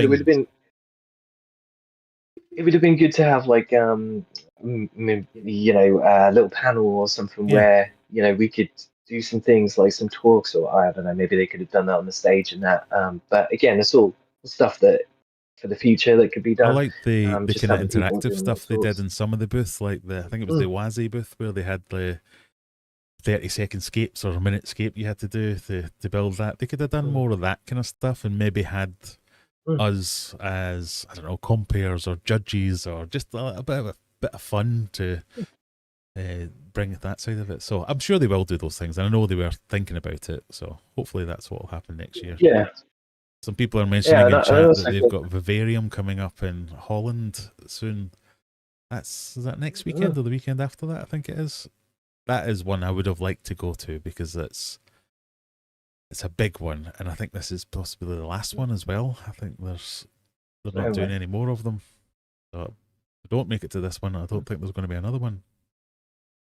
Yeah, I think there's such a niche for it in the UK as well, isn't there? Like we've literally had nothing like this, and like you say, you see the American ones like Aquashella or Reefer Palooza and those big ones that they've got, and yeah, well, why can't we have that? And it's really great that you know these guys Yeah, have put on something, and I even get just it as a that starting point, not really. everybody cares about YouTubers or social media or any Yeah, of yeah, that. So, and I definitely don't think it should be the focus of the show, but no, a no, little bit that if you want to go and meet Fish Shop Matt, then you go and meet him rather than just following the poor guy around going, oh, you're not allowed to go to the toilet. I want to speak to you for 5 minutes. Yeah, but like you said, it's like then you discover products that you didn't know were in the hobby. That was, really great to see. Things that have been showcased or new things that are out, because how do you find out about all these brand new tanks unless the company that's made them is pumped loads of money into them? But maybe start-up businesses or smaller companies probably don't have the budget to pump loads of money into adverts and that. So there was a few it's things that I found that I had no idea about, just because I've said this loads. I exist within these four walls. I do my proper job here. I do my hobby here. I never go anywhere. Any fish or plants I buy get delivered.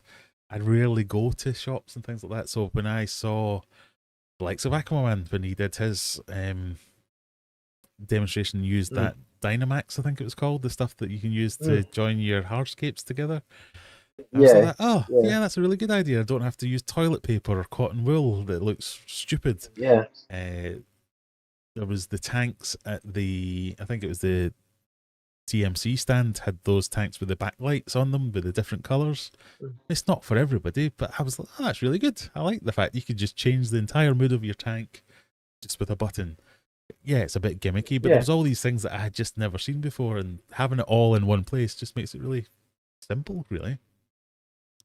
Yeah, it's cool, and just nice to see, like you say, different products that are about, and also I think it's good for small businesses especially in the UK or whatever, because it gives them a chance to promote themselves and their products. Like the fact that there were lots of like independent retailers there. So there was the Mother of Aquatics had quite a big stand as well, and it was full of all kinds of things. Whirl Aquatics were there. There was a couple from Wales as well that were doing like live aquascapes and live streaming their booth and all that kind of stuff. That's exactly the kind of thing I was hoping to see there. So I'm glad I did get to see it. Yeah, definitely. I've just seen Adam 7, as I talk about Whirl Aquatics, has just turned up. Say hello. Hello, Adam. How you doing?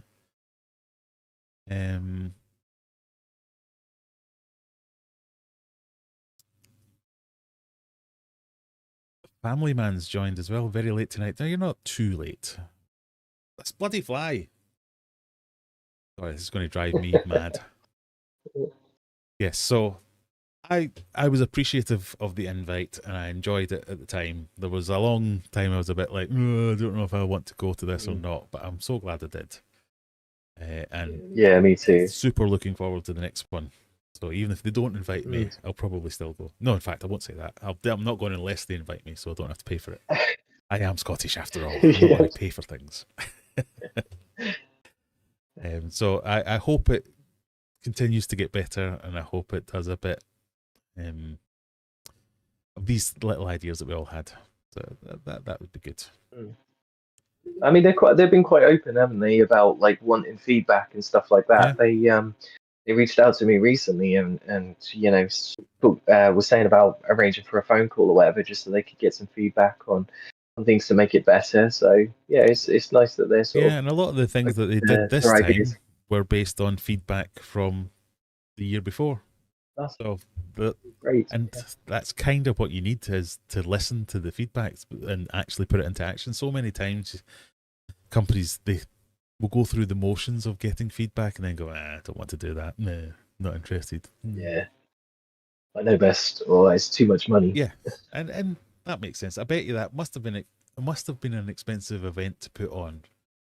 I know some of the booth costs that people were mentioning in and of themselves weren't necessarily that expensive, but if you think about the costs of transporting all the stuff and people and equipment and I guess it's soon as time as well, isn't it?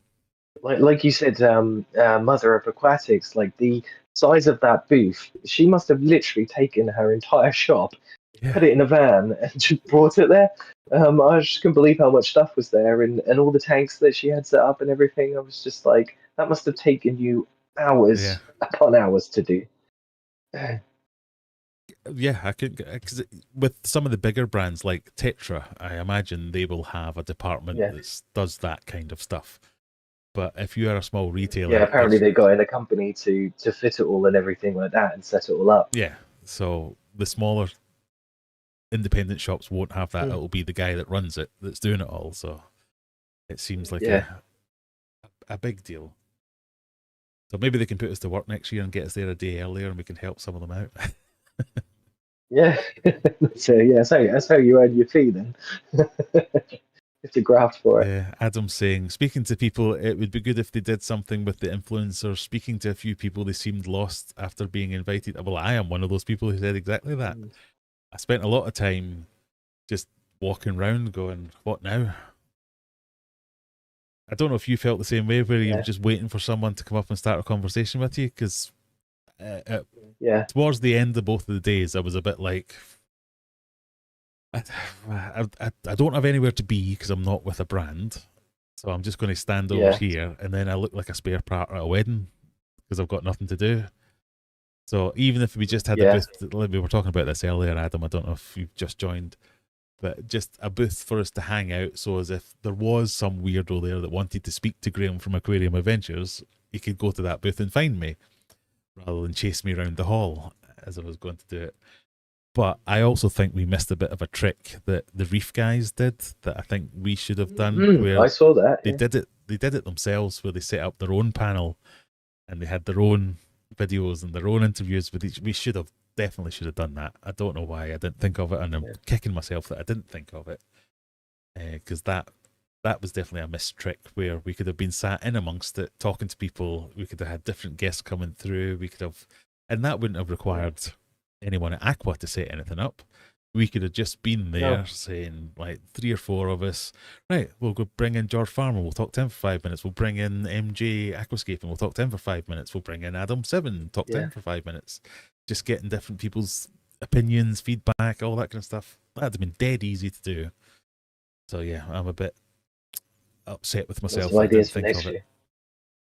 Because I don't know about you, but I was struggling to think, how am I going to make a video out of this?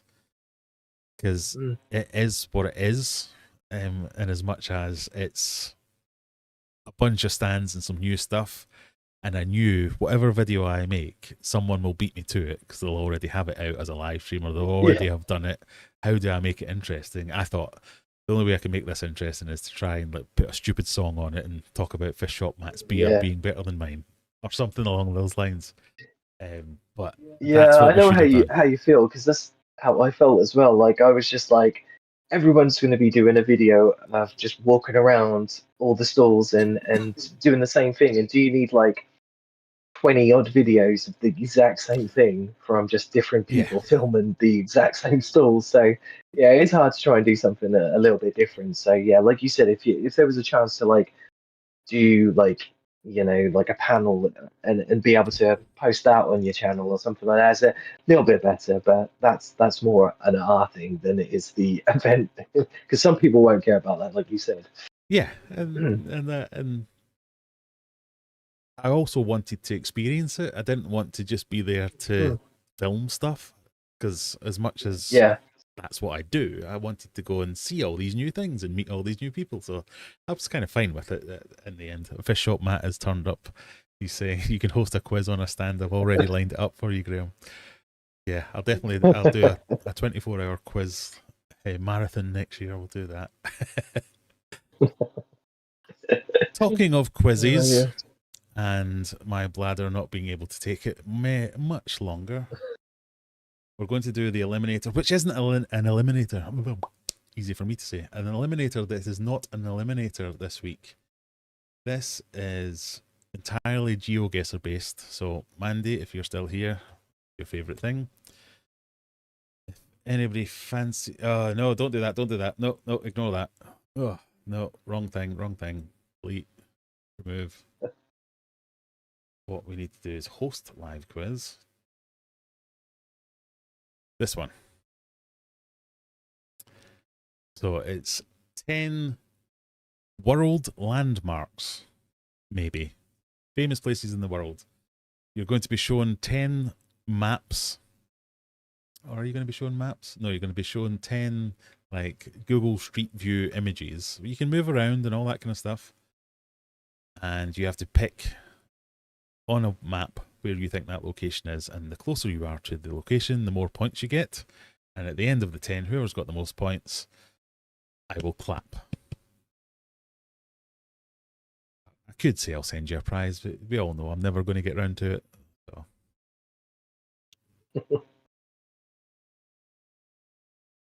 Applecar says, we like your stupid songs. I like my stupid songs too.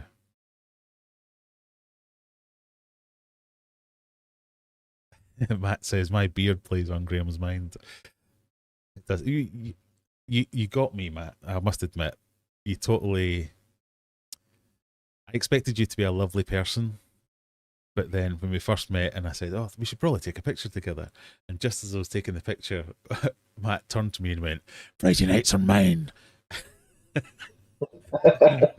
that drew me for it was hilarious, but it totally threw me. So I had to get you back by. Did you have to wait in a queue to have your picture taken? I didn't. So Matt was the second person that talked to me when I got there, but that was only before anyone else turned up. Although when we did meet on one of our laps of the thing, I was having a chat with him about something, and somebody literally shoulder bars me out the way to talk to him mid-conversation. I was a bit like, all right. And then I found their picture on Facebook of them having a selfie with Matt, and there's me in the background like that. Oh, yeah. What the? That's cool. I bet they feel, well, they might have known who you were, and just like, no, they clearly didn't have any idea who I was. And I think that's most people's, as I say to you, the amount of people that looked at the... So 2 or 3 people looked at the back of the program, saw my picture, looked at me, and then gave me a wave. Maybe, okay, maybe 4 or 5 people did that. Maybe 1 or 2 actually came up and said hello because of that. But 50 just went about their day. That was like, I have no expectation that anyone should know who I am. But for people to make the conscious decision, go, oh, that's that guy that's on the back of the program. Nah, not interested. Can't be bothered with that. I had it only a couple of times, but like where somebody walked past and they gave you the side eye and was like, I know you from somewhere, but I don't know who you are. You know, that one. And I was just like, I'll carry on walking. It's the weirdest thing in the world as well. To like a few times I waved at people and they went, as if to say, what are you waving at me for? And I was like, sorry, I thought you were, oh God. It's very embarrassing. But I enjoyed it. I enjoyed it. Right. Is everybody that wants to play the game playing the game? Adam says, at least you got a VIP lanyard. Yes. It's hanging there. Yeah. Yeah, I should have got it signed. I'm important. Yeah. But it was very busy and I did enjoy it. Right, there's only 10 people. No, there's not. What am I talking about? Oh, there is 10. There's only 10 people ready to play. Let me get it up on screen. We have the technology. We can do this.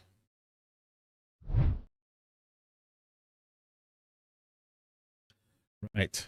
For a bit of fun, to round off the evening, rather, we'll start the game. So, remember, you get to move around, decide where you are. There's world landmarks. So you can go, oh, where are we? Oh, I don't know. Yeah. And then when you think you know where you are, shing, you find that place on a map. I've made it easy for the Americans because I know they don't do maps. They think the world starts and ends. So I'm going to alienate my American audience now. The world starts and ends from Texas to Canada. We can see where we're all guessing. Or maybe we can't.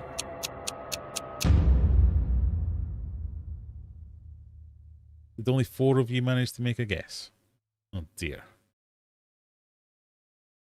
It was, in fact, the White House, which is not in North Carolina, Strabo, or West Virginia, Brian. It's in Washington, D.C.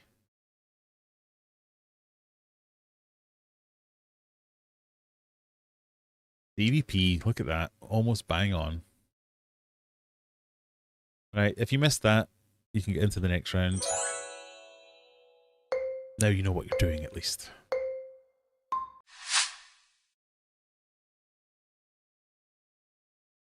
Where do we think we are?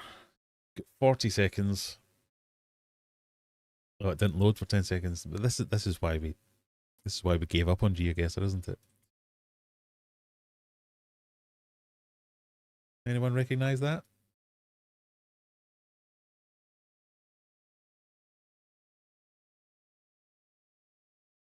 I think to get 5,000 points, you have to be on the bridge.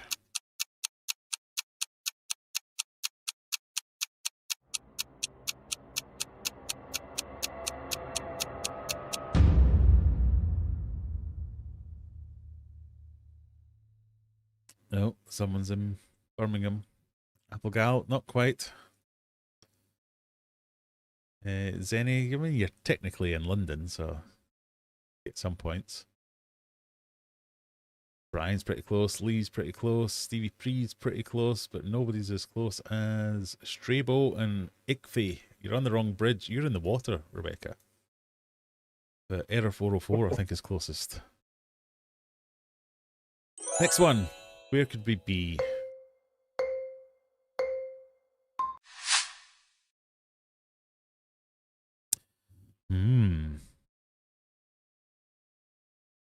It's nice and sunny. The sun is in the south, so we're in a northern hemisphere.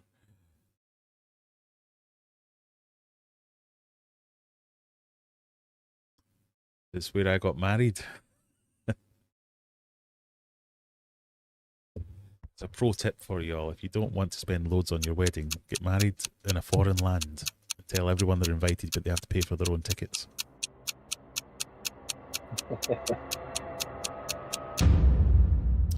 That was, of course, Las Vegas. You in Mexico, Applegal? Oh dear.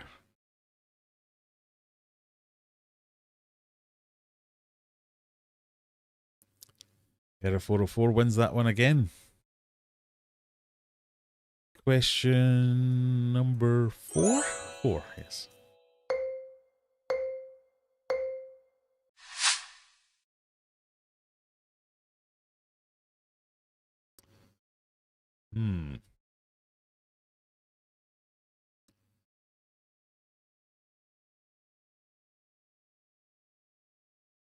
It's kind of hard to do commentary on these ones, isn't it?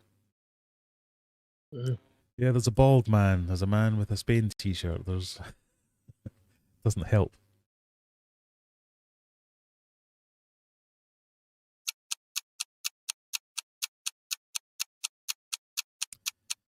Yes, Rebecca, it's one of those big waterfalls in the US. Which one? Or is it technically in Canada? Can't work out if that guy with the red t-shirt's got a shirt on backwards. I was thinking that as well, yeah.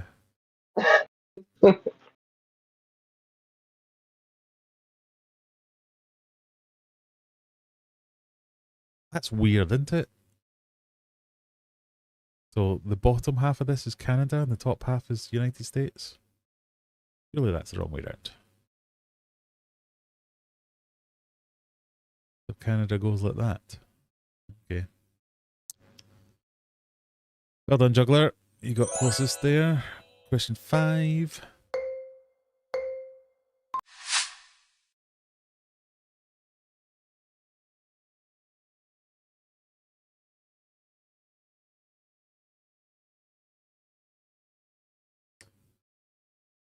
Da, da, da, da.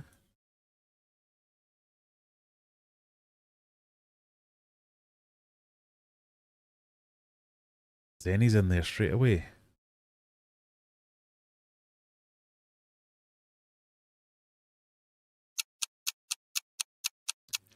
My fish are going mental over there.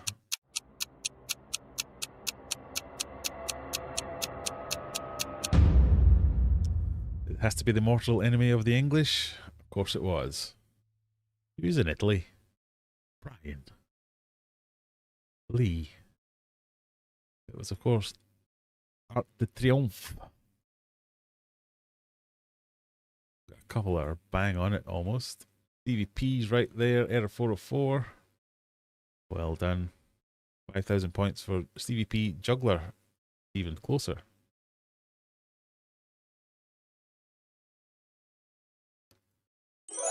Question 6. So these are meant to get harder as it goes on. This isn't one of the harder ones, obviously.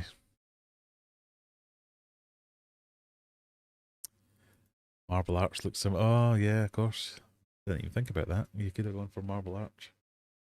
Not quite as many Citroens driving around Marble Arch, maybe. And French people in cafes smoking fags going, yeah, la ha ha ha. What do we think about this one then?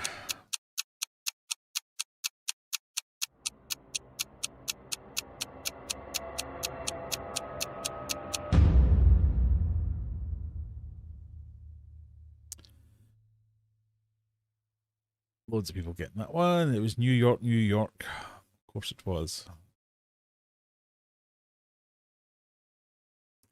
Question 8.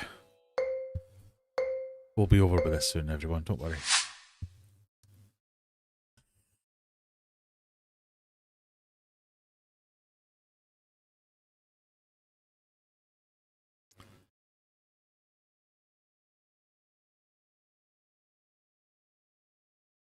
Zoom's not working properly for you, Graham. Sorry.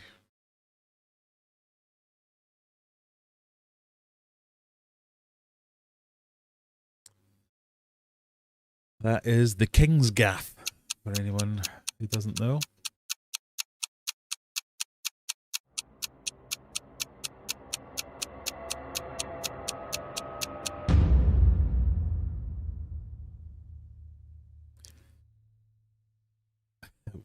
Definitely not Germany.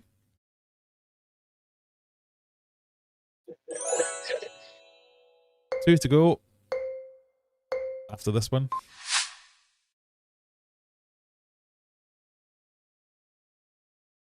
Right, what do we think about this one? Where could that be? Zenny's in there straight away. She's obviously gifts somewhere. Does that help anyone? Give you some clues?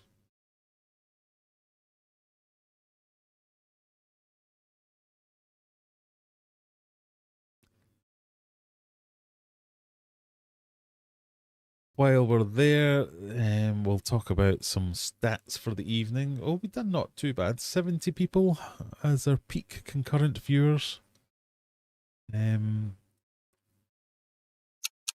Just a reminder that I am getting quite close to 100,000 subscribers, so when we do, the next live stream after that will be a celebratory live stream with some big giveaways,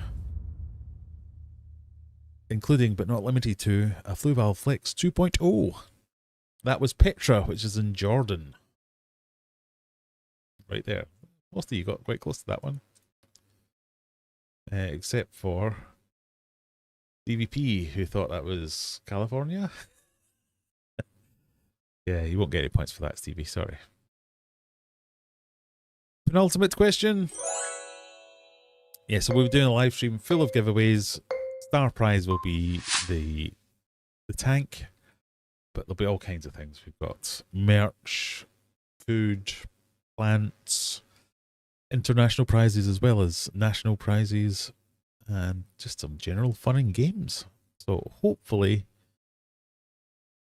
I think I'm about 3,000 away, so hopefully that'll be this year. I've had a good month. I've had 5,000 subscribers this month. I think that might be a record. So I'm hoping that next month we'll get the same, and then that'll get me over the line. So, you know, keep coming back to the live streams anyway, just for fun.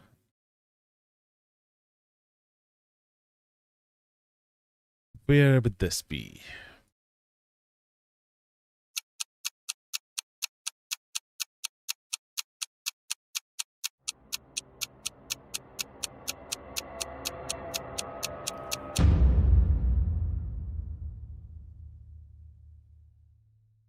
Well, we're all in the general area, I guess, but yes. For me, it is closer to Beijing, you're right, Rebecca, because not all of China is actually covered by Google Maps, so that was as close as you could get, really. Final question. Standings at the moment are where am I? How's where am I got most points when they've been so far off? This could be anyone's still. Final round. Where is this one?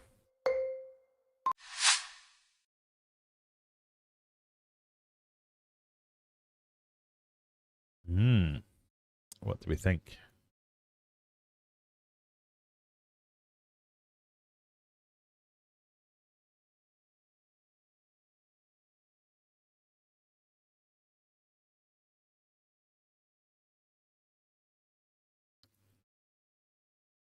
Brian's guest, Zenny's guest, Applegal's guest. Everyone else is still thinking about it.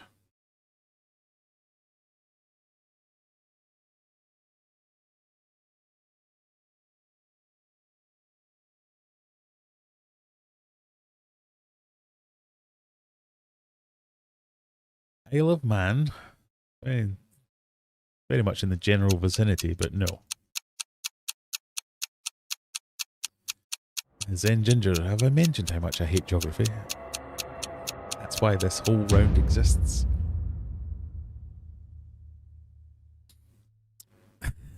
Applegal? No, you're a ways off. That was Giant's Causeway, which is tip of Ireland. I thought that would confuse a few people because there's also a Scottish version. But no, that was the Giant Causeway. Lee got that one, which means the total standings, Error 404 is our winner. No, it's not. Where am I? Error 404 won the round. Where am I wins, Error 404 second, and Stevie P is in third in that very underwhelming game. I'm sorry everyone for putting you through another round of GeoGuessr, but I did pay for a year's license, so we're going to use it every now and again. That's all I can say. Right, we have reached the end of our allotted time. I would like to say thank you to everyone who's joined me. But most of all, thank you to James for putting up with all this nonsense. I hope it wasn't thanks for having too boring or weird for you. And if you would like to come back, you're always welcome anytime you want. Yeah, definitely. If you're watching on the replay, let us know what you think. Do you like this format of having guests on? I would love to have more guests on in the future, even some repeat guests. If you want to be a guest yourself, let me know. Reach out. You don't have to necessarily be a YouTuber or be a specialist in anything. You know, if you just want to come on and say hello and aren't called Brian, you're welcome. But with that, the links are, thank you very much, Mandy. The links are there for James's channel. Go and check him out and all his socials. You can find him on Instagram as well as YouTube. And anything you need to know about getting started in Blackwater tanks or all the various different things you might want to know about, you'll find some stuff there. Right. With all that said, any final words from you, James, before we say goodnight? Just thanks for having me, and yeah, it's great to meet everybody in the chat, and yeah, been great fun. What he said. See you all next week, everybody. Bye. Cheers.